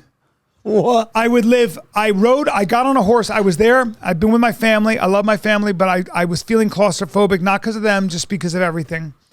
And I saw a Bedouin with a horse, and they were taking tourists on the horse, but they would walk the horse. They'd hold the horse. And I said to him, I want to ride with you. Can you give me a horse that I can actually ride? And he said, no problem. He put me on his horse. Now, the horse was way feistier than I thought. Okay. I can ride. It's been too long. I don't know how to ride. That horse started riding me, and it was doing whatever it wanted. There's Next thing I movies know- out there with dude. that. The next thing I know, I'm galloping in the middle of nowhere By yourself? with him. He took video, and I still am waiting for him to take it. I'm galloping. I almost fell off 3 times, and it would have been so bad because I would have fallen on bad rock. But I'm in the middle of nowhere, riding with him. I mean, talking about galloping, cantering in the most pristine, beautiful God. It's where God was invented. I mean, monotheism. You know why monotheism came from that area?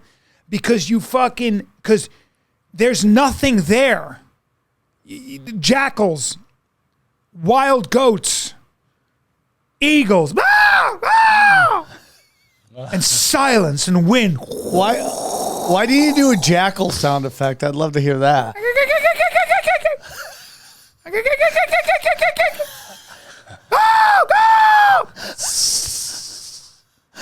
Snake, bro. Did I eat in a Bedouin's tent? The answer is yes. Did I have the best lamb I've ever had and chicken I've ever had because it was wild there? Yes. Did I have the best rice I've ever had? Yes. Sam. Yes. Are camels or horses smarter? Well, I'm going to say camels because I believe it's horses. Camels. Far smarter. You know how attached they get to their owner? How attached? And Sam, do me a favor if you ever tend to a camel. If it's a male, never hit it. Never hit it. Never treat it poorly. Why would I do that? Okay, because people do, and here's why, Sam. Camels hold a grudge. They will never forget you. And sometimes people are dumb enough to sleep next to a male camel. Oh, no. Yeah. And it gets weird? No, it kills you. They kill you. How did they kill you? Okay, I'm if glad you treat asked. it bad or just in general, they get up and they you kneel on slide you. it? They kneel on you. They start slamming you with their they slam you with their fucking elbows, and you get fucking grounded and pounded until you die. They Tito Ortiz you? So watch this. You own a male camel. You hit it when you were a kid. You gave it a beating when you were a kid. You hit it, or you just treated it a little bit unfairly once. 10 years later, you're 20. You were 10. You're 20 now. 10 years later, you're sleeping next to him. You just relax. It's hot. You're leaning against him. And he kills you. Because of that fucking time you whipped him a little too hard. He didn't like it. And he fucking kills you. So camels play the long game. Long game, bro. All right, guys, real quick before we're done, we want to tell you about all of our affiliates. It's a great way to support the show. As you know, fiat money is chaos. Okay, fractional reserve banking, dangerous. The best way to get out of it is precious metals, in particular, silver and gold. And that's why we're working at Wise Wolf, okay? Wise Wolf, silver and gold. Just go to samtripoli.com or samtripoli.gold, and you could join, and he's hooking you up. They got great that you can either buy single time or you can sign up for their program where you can buy up to $500 a month. I'm doing it. I hope you can too. We also have everybody at Eagle Research. That's right. Eagle Research, AquaCure Mobile, Model AC50 brown gas, hydrogen brown gas. The guy who makes it says it's secure. People are using it. Check it out. Just go there, use the promo code tinfoil hat, 3 words, and get a discount. Go back to the main page, Sam Tripoli. You will get you get a discount with the promo code tinfoil. And then our good friends over at Haley Ray CrystalShop.com. Go to the promo code is Swarm15. Get 15% off all your crystals, all your quartz, all you name it. What do we got here? Look at all this stuff. All this stuff. All the best. You can do it right there. It's all part of the best crystal shop on the internet. Jewels, bracelets, clusters, you name it. Oh, look at that. Look at that. Candles, you name it. You got it. Swarm 15. Thank you for supporting the show. We love you. And thank you so much for your support. Check out this clip from the latest Cash Daddies. Beautiful thing is our clients never pay us a nickel. We're funded by the franchise companies, very much like an executive search or real estate type model. And so, really allows us to sit on our client side of the table and, ultimately present them with, hey, if we're in your shoes, here are the 10 or 12 opportunities in your market that we see hitting all of our criteria, the profit model, the competitive advantages, the leadership teams of the franchisor. We've been very blessed the last couple of years to actually do more deals than anybody else in the country in the franchise space. And so allows us firsthand to see what's resonating with all these different backgrounds, whether it be doctors, lawyers, corporate executives, existing business owners. And, and then we were able to bring those insights into our client situation because most people don't know what they're looking for until it's right there in front of them. I love it. For an example, like I can remember when I lived in the Atlanta area, I had about a year where I was I'm like, there's a lot of good franchises. I was looking at, they had the CertaPro painters. They had a seal coating franchise. And I'm looking at the numbers and all these, and I'm like, wow, that's a great idea. But, I could probably do this on my own. And that's actually what I ended up doing. But I took basically all their ideas, stole them, and started, Howie's Pristine Property Maintenance. But I remember looking at the numbers, and the thing that I had a problem with, I was looking at the painting company, and they're sending me their gross sales. And the problem was you only could operate within a certain few zip codes. So they would say, you know, once you get past Roswell, we have another guy there, so you can't go into that area. You know, if you're south of Smyrna, you can't go into that area either because we have another guy. So I was just like, okay. So how do you deal with that stuff? Yeah, absolutely. You know, and there are a few ways to look at it. One, I love having adjacent franchisees. So I've been a franchisor. I'm a multi-brand franchisee, operate a handful of different businesses. You know, but I've got good people running them. It allows me to do what I do with the consulting. You know, but a perfect example would be my driveway business. I love the fact that we have brand awareness of other franchisees around us, you know, and so you can say well, I can't go into their area, but the fact is we've got— You got a seal coating business too? We've got plenty. Yeah, we fix cracks and joints and do a little bit of line striping. Yeah. So I love the non-sex space. There's Actually, so much money in that shit, man. It's not even. Yeah. That's what I try to tell people, dude. If you know how to seal coat, is it messy? Yeah, it's a little messy. What can you charge? You can charge quite a bit, man. When people want cracks, when they need that stuff sprayed down, that's where the money is. And here's another thing. I mean, we're starting to be in this world where everybody wants to be a TikTok celebrity or an Instagram star, an influencer. So all these people people need to keep society running, and there's things that need to get done. And if like I have daughters and they're only 3, but you know, when they go out, I'm like, hey man, you really want to look for a good guy? Find a plumber. Those guys make some money. Find people who can fill tasks for people. You don't have to go for the glitz and the glamour. You want your bill paid and the lights kept on.